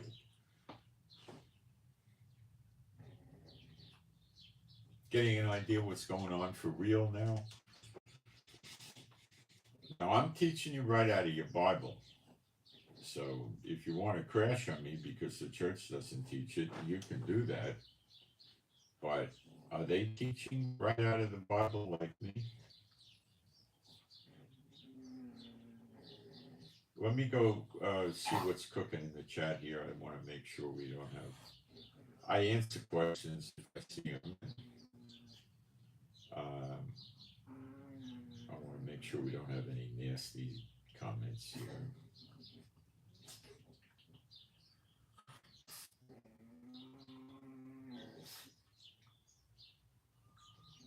That's Chief snoring.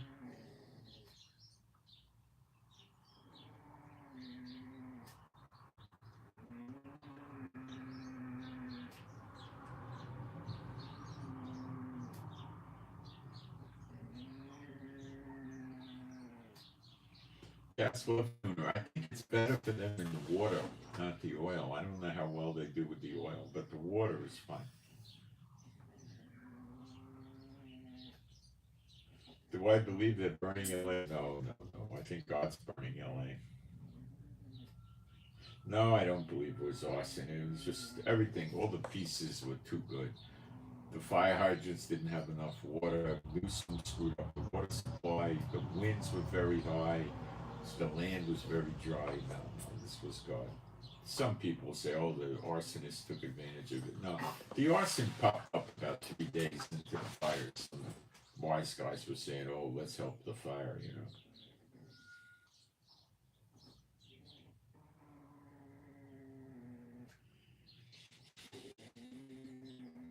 Yeah, UCLA is in that area. You're right. Yeah.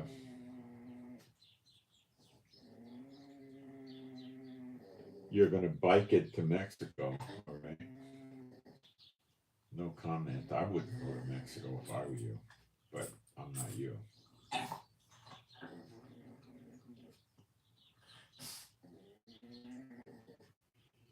Airbnb is offering 2 weeks of free. I don't know how that could be because the people that are offering their housing in Airbnb would have to agree to 2 weeks of free housing. I doubt they would do that.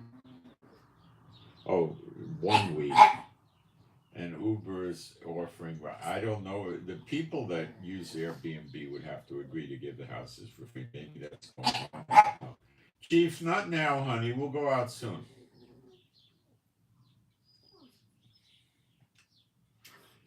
Doesn't take money and celebrity to be arrogant.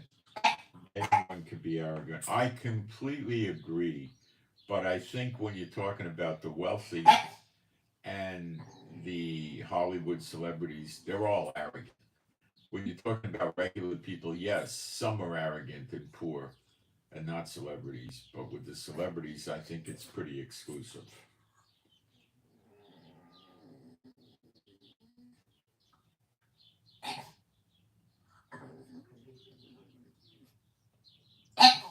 Stop! You're being ugly.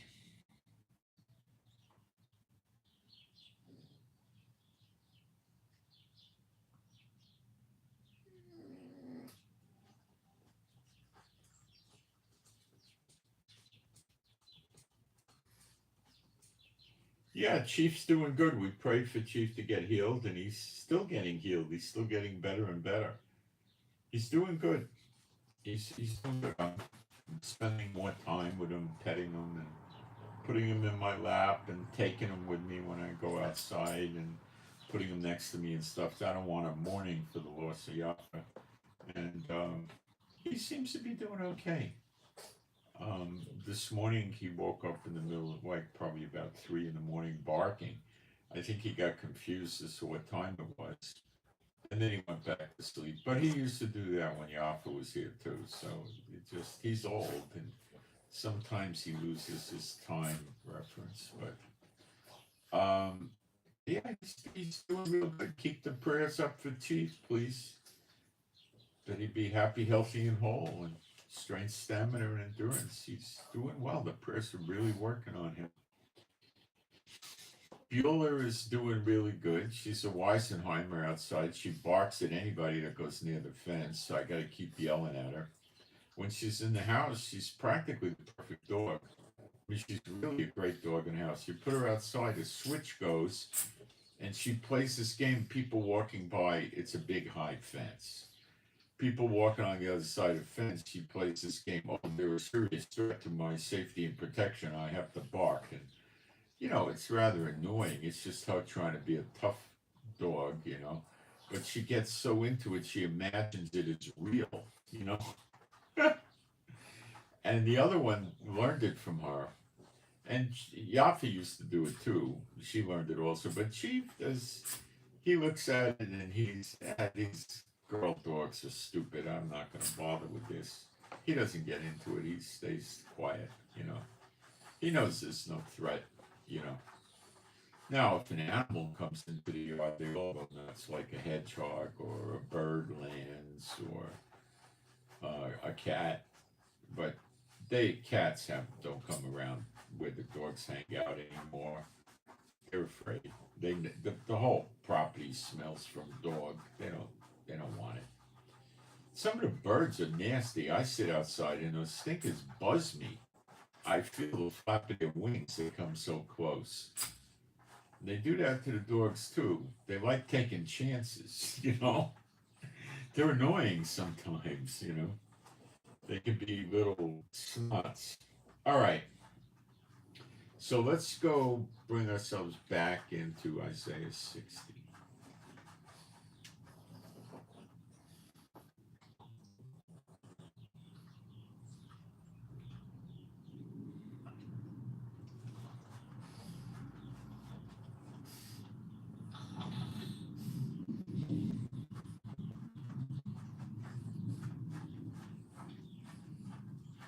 So in verse 2 it says, "For behold, the darkness shall cover the earth, and gross darkness the people. But Jehovah shall arise upon thee, and his glory shall be seen upon thee." So there's two. "And the goyim shall come to thy light." That's because we're emanating forth light, like Moses was when he was on the mound with the glory of God of Israel. He wasn't with Yeshua, he was with the glory of God of Israel, as I understand the scripture. "And kings to the brightness," there it is again, "of thy rising." Now, this could happen before Zechariah 12.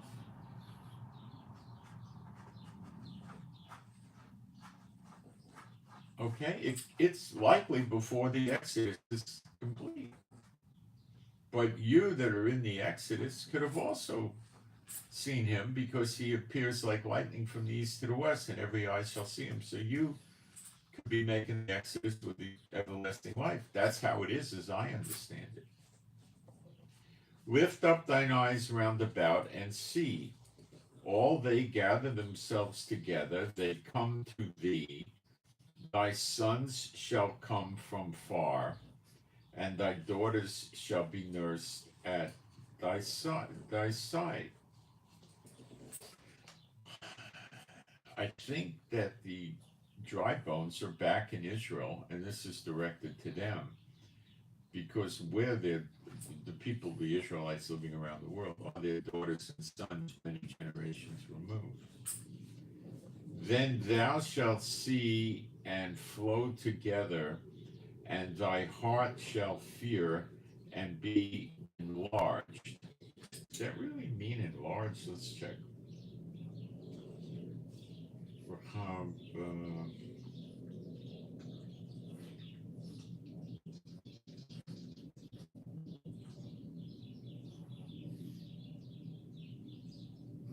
yeah, it means that.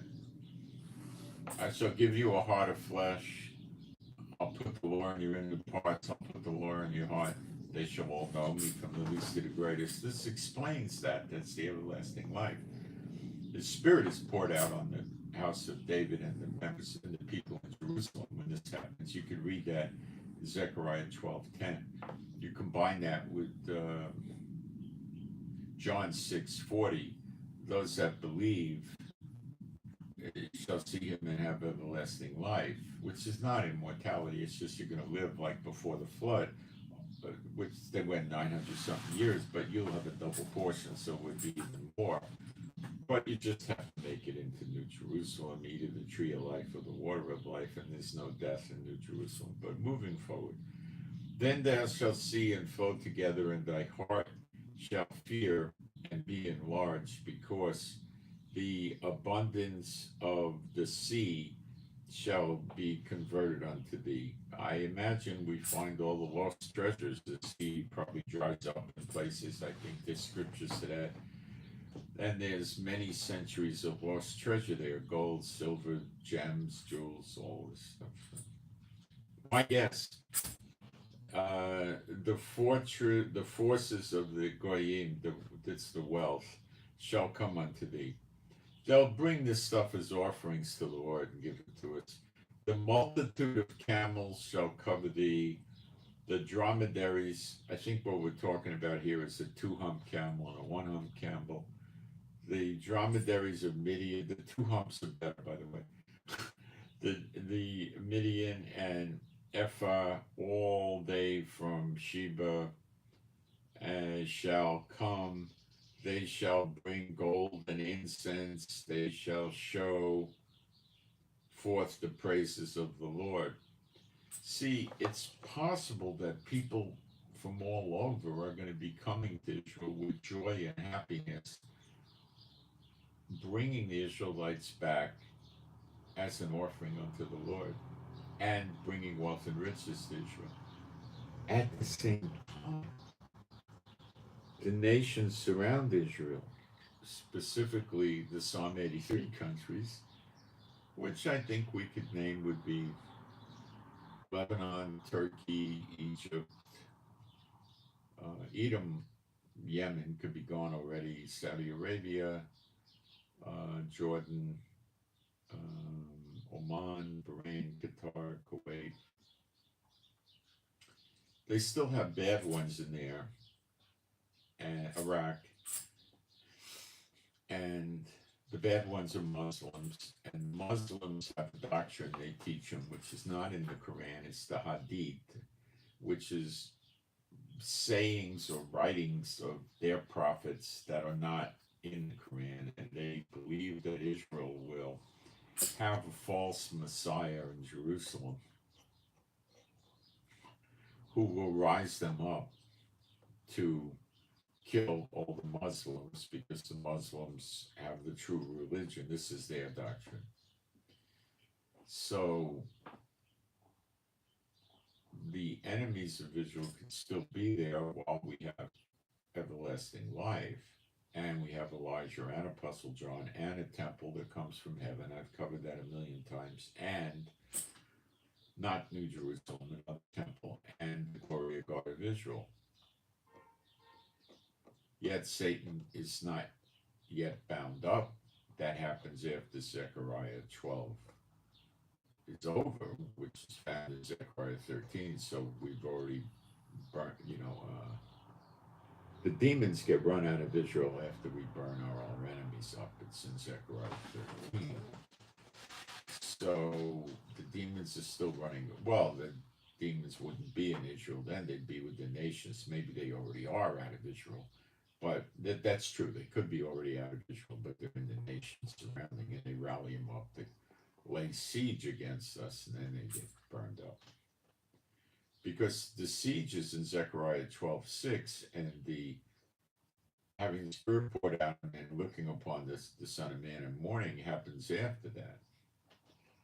So I'm not so sure it's in direct sequence. So I'm not so sure one way or the other firmly, but I think that we might have the everlasting life and be living in Israel while the second Exodus is beginning. But I believe before the second Exodus, people arrive here, the enemies will be burned up, and then we can go conquer the lands. Remember, the people stop in the wilderness to pass under the rod and enter the bond of the covenant. So you got to put it all together, and it's very complicated.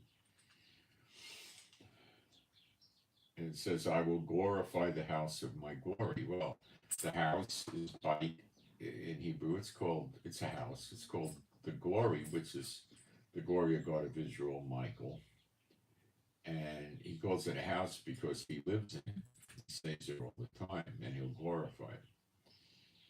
Who are these that fly as a cloud and as the dove through their windows? Well, this is the mystery of mysteries. It could be we all do this. Do I think it's the angels? It doesn't make sense because the angels have windows there and they fly to the windows. And, I don't know. Maybe the temple has windows and they fly the windows in the temple, but I'm not sure. It doesn't add up to me. So who's flying? Somebody will say, well, you have to have a spiritual body to fly. Well, do birds have a spiritual body? Well, they got wings. Are we going to have wings? I don't know. I don't think so. But I don't know. I don't know about this one. My guess is it's us. But maybe it's just the two witnesses. I don't know. Surely the isles shall wait for me, and the ships of Tarshish first. That's the cruise ships, I believe, to bring thy sons from far, their silver and their gold with them. You're going to be leaving with silver and gold, like the Israelites left Egypt with that stuff. Unto the name of Jehovah Elohim, and to the Holy One of Israel. So, Holy One of Israel is probably the glory of God of Israel, because he hath glorified thee, and the sons of strangers shall build up thy walls. Wrath I smote thee, but in my favor have I had mercy on thee. And now I say, how sweet it is. Therefore thy gates shall be open continually, they shall not be shut day or night, that men may bring unto thee the forces, the wealth of the Goyim, and that their kings may be brought. For the nation and kingdom that will not serve thee perish, yea, those heathens shall be utterly wasted. See, this is something the church isn't about to teach, but your Bible does, so make your choice. You can't follow the Bible and follow the churches, they don't line up. As for me, I'll go with the Bible. The glory of Lebanon shall come unto thee, the fir tree, the pine tree, and the box together, to beautify the place of thy sanctuary, and I will make the place of my feet glorious. The sons also of them that afflicted thee shall come, bending unto thee, and all they that despise thee shall bow themselves down at the soles of thy feet, and they shall call thee the city of Jehovah, that Sion was Zion in English, Zion of the Holy One of Israel. Whereas thou hast been, you see, they're going to throw themselves down at your feet because you're glowing like Moses did when he came down from the mountain there. Nobody's putting a veil on you, though, okay? That's why when they see you, they'll say, we heard God is with you, let us travel with you. You know, they're afraid to take a trip. 10 men will surround one Jew and say, let us go with you, we know God is with you. And they want safety and protection. So it's possible that we fly. It's also possible we don't sleep. I don't know, but it says they shall sleep in the woods. So I get confused about that myself.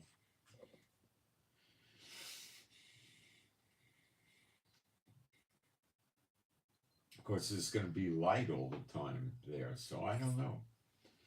I have to lean more towards we're not going to sleep. When through thee I will make thee an eternal excellency, a joy of many generations. Thou shalt also suck the milk of the heathen. Now that's not literal. And shalt suck the breast of kings. Not literal. And thou shalt know that I, Jehovah, am thy Savior. It's Yasha, your source of salvation. And thy Redeemer, the mighty one of Jacob. Jacob is the 12 tribes. For brass I will bring gold, and for iron I will bring silver, and for wood, brass, and for stones iron. I will also make thy officers peace, shalom, and thy exactors righteousness. Violence shall no more be heard in thy land. Now, when they surround us to do the siege, they're not really in our land. Wasting nor destruction. They never get a chance to waste us or destroy us either. Within thy borders, and not in our borders, but thou shalt call thy walls salvation, and that word is Yeshua, not Yeshua. Who's Yeshua? The Messiah. That's what you call the walls. And thy gates praise, Tehillah. Um, the sun shall be no more thy light.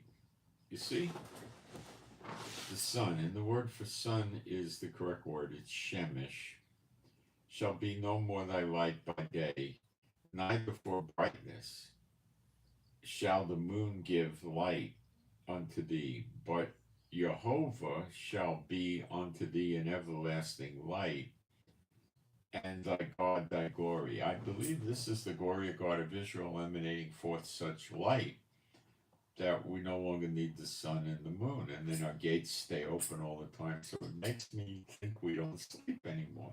We don't have to. I don't know. Got me. But that's my hunch. The sun shall no more go down, neither shall thy moon withdraw itself, for Jehovah shall be thy everlasting light, and the days of thy mourning shall be ended. That's the morning in Zechariah 12:10. So it's making us think that the sun and the moon don't go away from us anymore. That's very mind-boggling for us to digest. Maybe it's meaning that more like you don't need that light from the moon and the sun because the glory of God of Israel is there. This is so fantastically good. It's really hard to wrap your hands around it and understand and digest it all. It's all so superbly fantastic, but it's hard to fathom it because it's things that the world has never yet experienced. So it's very hard for our generation. Thy people also shall be all righteous. They shall all know me from the least to the greatest. Jeremiah 31. Thy people also shall all be righteous. They shall inherit the land forever. The branch of my planting, the work of my hands, that I may be glorified. A little one shall become 1,000, and a small one a strong nation. I, Jehovah, will hasten it in this time. If you want me to put this in perspective, imagine buying a 40-foot container full of diapers. Does that help? I'm making a joke, but it might help. Remember, it says 7 women shall surround a man and say, we'll buy our own food and clothes, just let us take your name, which means let's get married. So the people, because a lot of the men will be gone, remember 2/3 of Israel gets cut off and all that. So the reproduction goes a lot faster if you have 7 wives rather than one. There's nothing in the Bible prohibit polygamy with a man marrying multiple wives. There's nothing in there about the reverse of that, of course. So doesn't have to stop at 7. Well, no, some guys may take 27. I don't know. I mean, Solomon went nuts with it, you know. He had hundreds. I mean, you know, I don't know why you'd want to do that. I don't know why, but he did. David, at the end, they gave him extra wife or 2. I can't remember, at least 1 to keep him warm in bed because he was very old, you know. So they used the multiple marriage to help them get healthy. So it's not against the law.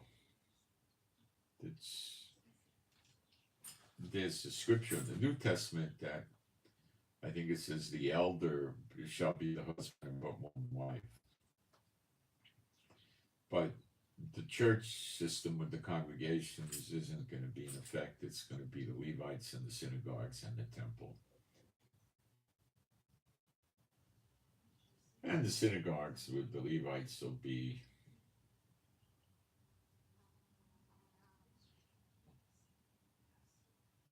pretty easy.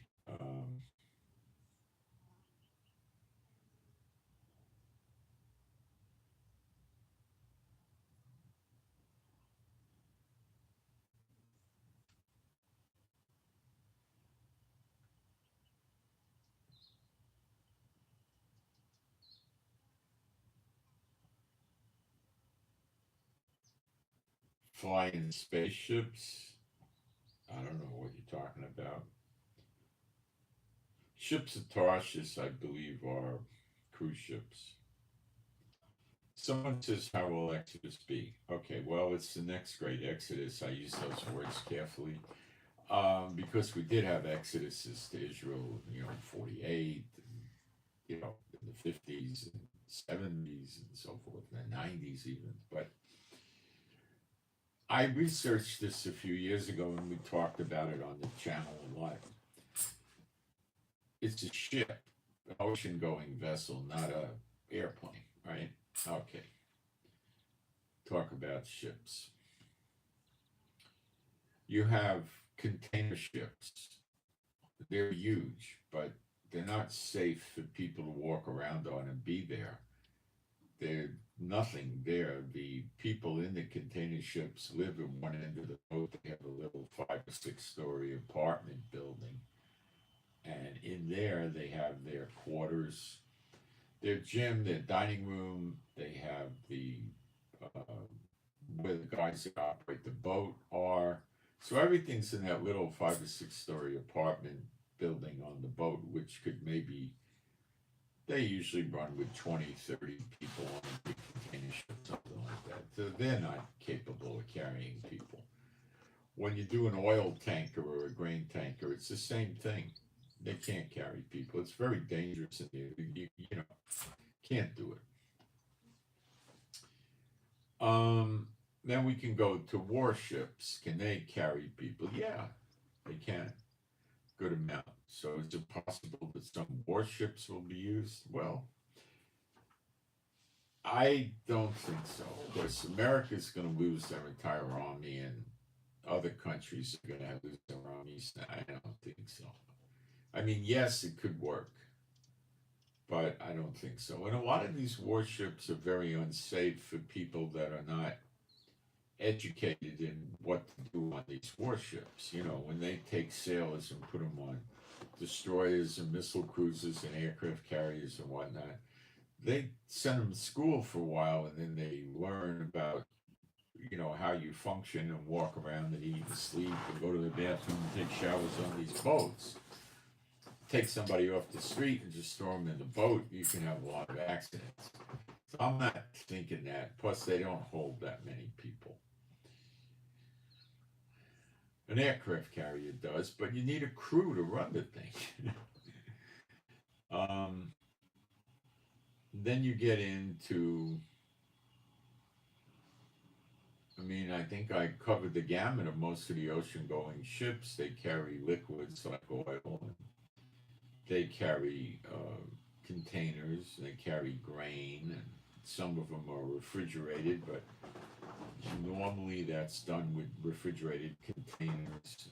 So I think we're down to the cruise ships. And the cruise ships could today probably carry over 300,000 people in one rotation.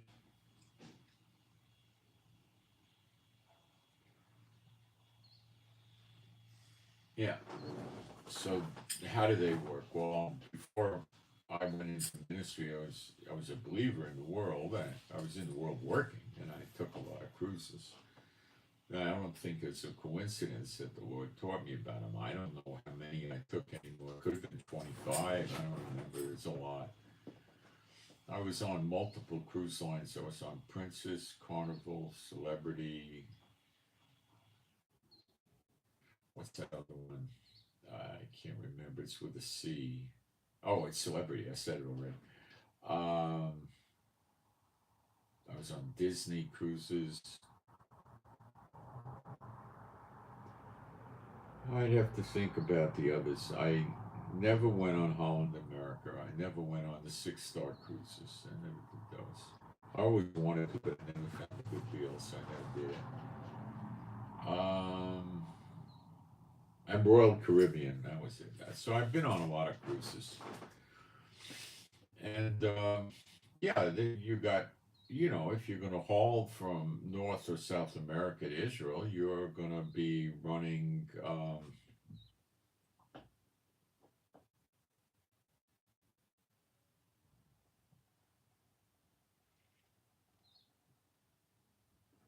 10 to 15 days, I guess,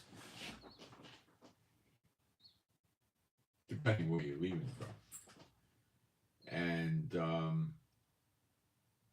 it'd be a very interesting experience being with believers that have been redeemed going to Israel.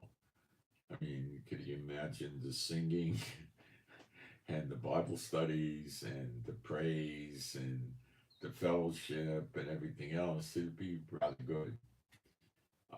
The boat could easily carry enough food for 2 weeks. There's not a problem there. They could do it. The living conditions are very conducive to small children, old people, young people, everything. They got elevators. The rooms are very safe. If you've got small children and you're in a balcony room, you got a bad thing going on because I'm talking maybe a 3 or 4 year old that doesn't have a lot of common sense. It could throw things overboard that you want, like your necklace or a hat or something. I don't know. So you try to figure out a way to blockade the cabin door, but I would never leave them alone in the room. The door to the balcony, rather. I would never leave them alone in the room, ever. Okay, I'd never leave them alone on a ship either. When the kids, 12 or something like that, it's a little different. But there's swimming pools and jacuzzis. The kids just love swimming pools. They got, stuff to do. You got ping pong, ping pong. You got shuffleboard. You got basketball. You got all kinds of different stuff. It's rather pleasant journey. Got to make sure. I assume that the weather and the seas are good.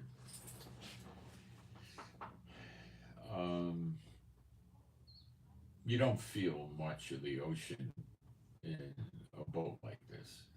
Okay, these big cruise ships. I mean, some people get seasick. I doubt you will.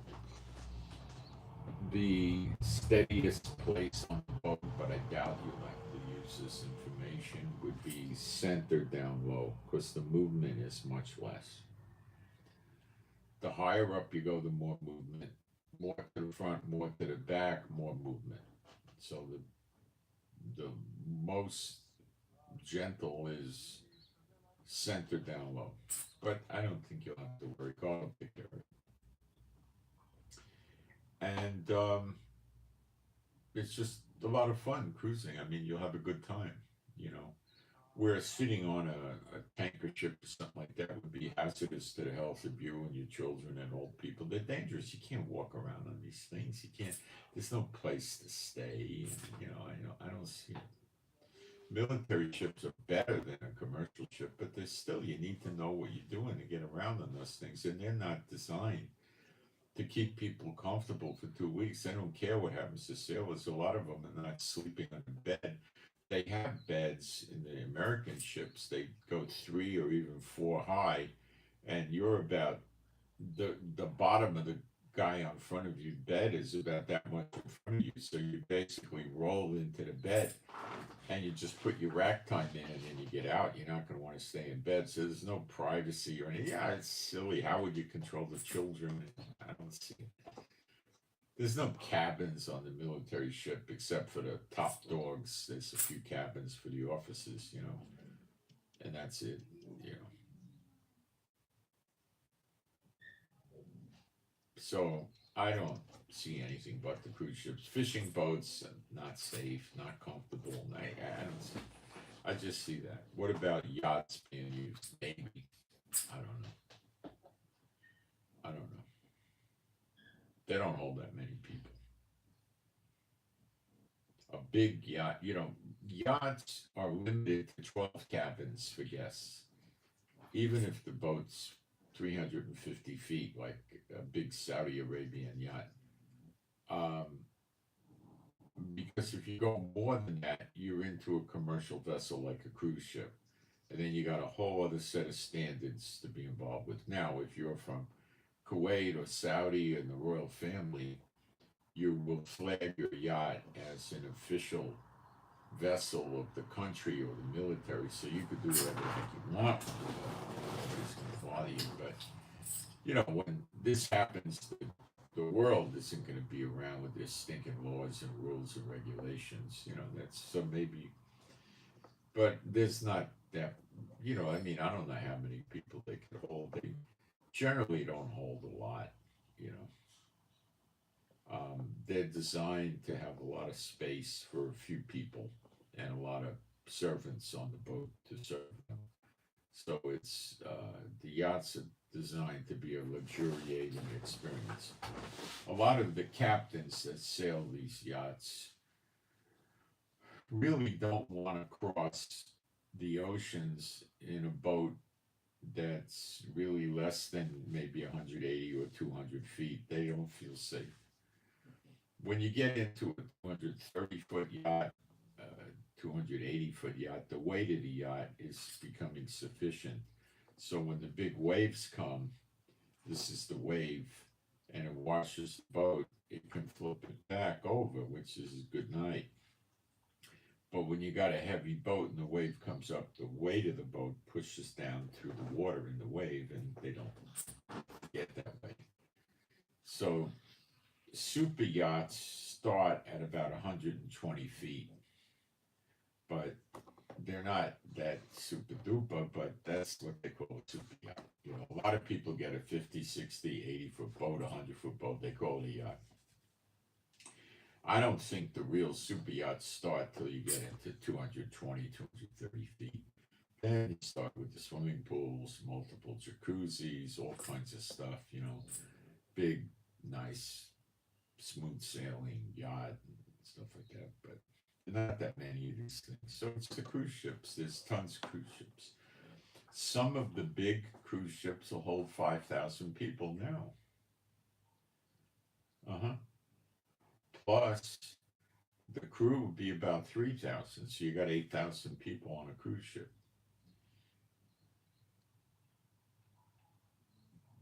These are big boats. Big boats. They got roller coasters, water slides, zip lines, rock climbing walls, bumper car rides. They got, oh man, I keep going. Multiple swimming pools, tons of jacuzzis, gyms, good gyms, real good gyms. All sorts of eating venues, deck space all over the place and stuff. I mean, it's just loaded with stuff. So I think this would be one of the most enjoyable cruises, considering redemption and everybody together as a believer. I don't know. I think it'd be a fantastic vacation. It'd be wonderful. I look forward to it. You'll have a good time.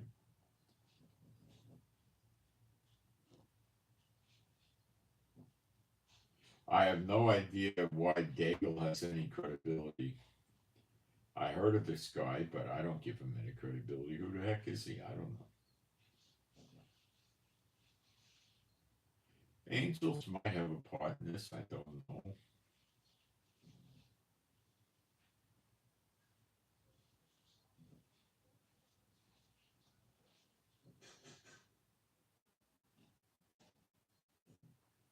What's behind the door? It's into my house. It goes into my house. This is my office.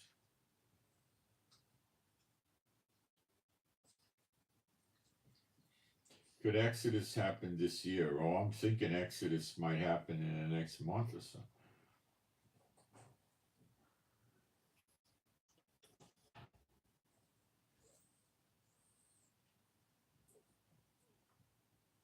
You call me grandpa, I just block you. That's a nasty comment. Okay, it's not. I'm not your grandpa. Okay? And you like making fun of old people. So, people that like to make fun of old people, what I tell is ask the Lord that they die young. Tell the Lord you don't want to be old, you want to die young. You want to die while you're still a teenager. You know what I mean? I'm making fun of you now because you're making fun of me. You're stupid. You don't have a brain to talk like that. You don't want to be old? Is that what you're telling me? You don't think things like that. You see friends, oh, let's make fun of the old guy, and you don't think, what about you might be an old guy someday? Why don't you think like that? Oh. All right, so I think I got through what I wanted to get through today, and I still have some uncertainties about the fine points, so keep praying that the Lord gives us more answers. Believe me, He will. And pray for me and my wife for our peace, safety, protection, joy, and healing. Pray for our finances. We always could use that. Pray for our animals and pets to be happy, healthy, and whole, and have strength, stamina, and endurance. They're all rescues. Keep the prayers coming for Chief. He keeps improving. He's happy now. He walks all over the yard, peeing and pooping where the girl dogs do. And, that's his great pleasure in life. And pray for better Bible studies. Pray for better videos. Pray for me to have strength, stamina, and endurance too, and my wife. That's important. And pray for the peace of Jerusalem. And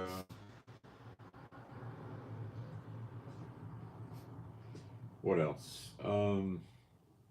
I'm not hearing people complain they can't get enough volume on the broadcast, but if that's a problem, then I may need to start. My wife keeps telling me you need to start thinking about another device that you can have a microphone in. This thing has no USB port. You can't put a microphone in this thing unless you try some wireless, and I tried that already and it didn't work well.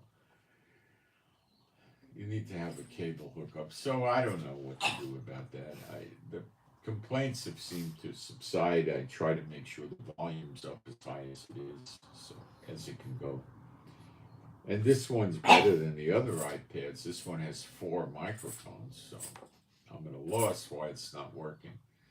So anyway, I send my shalom to all those who love Yeshua HaMashiach, and thank you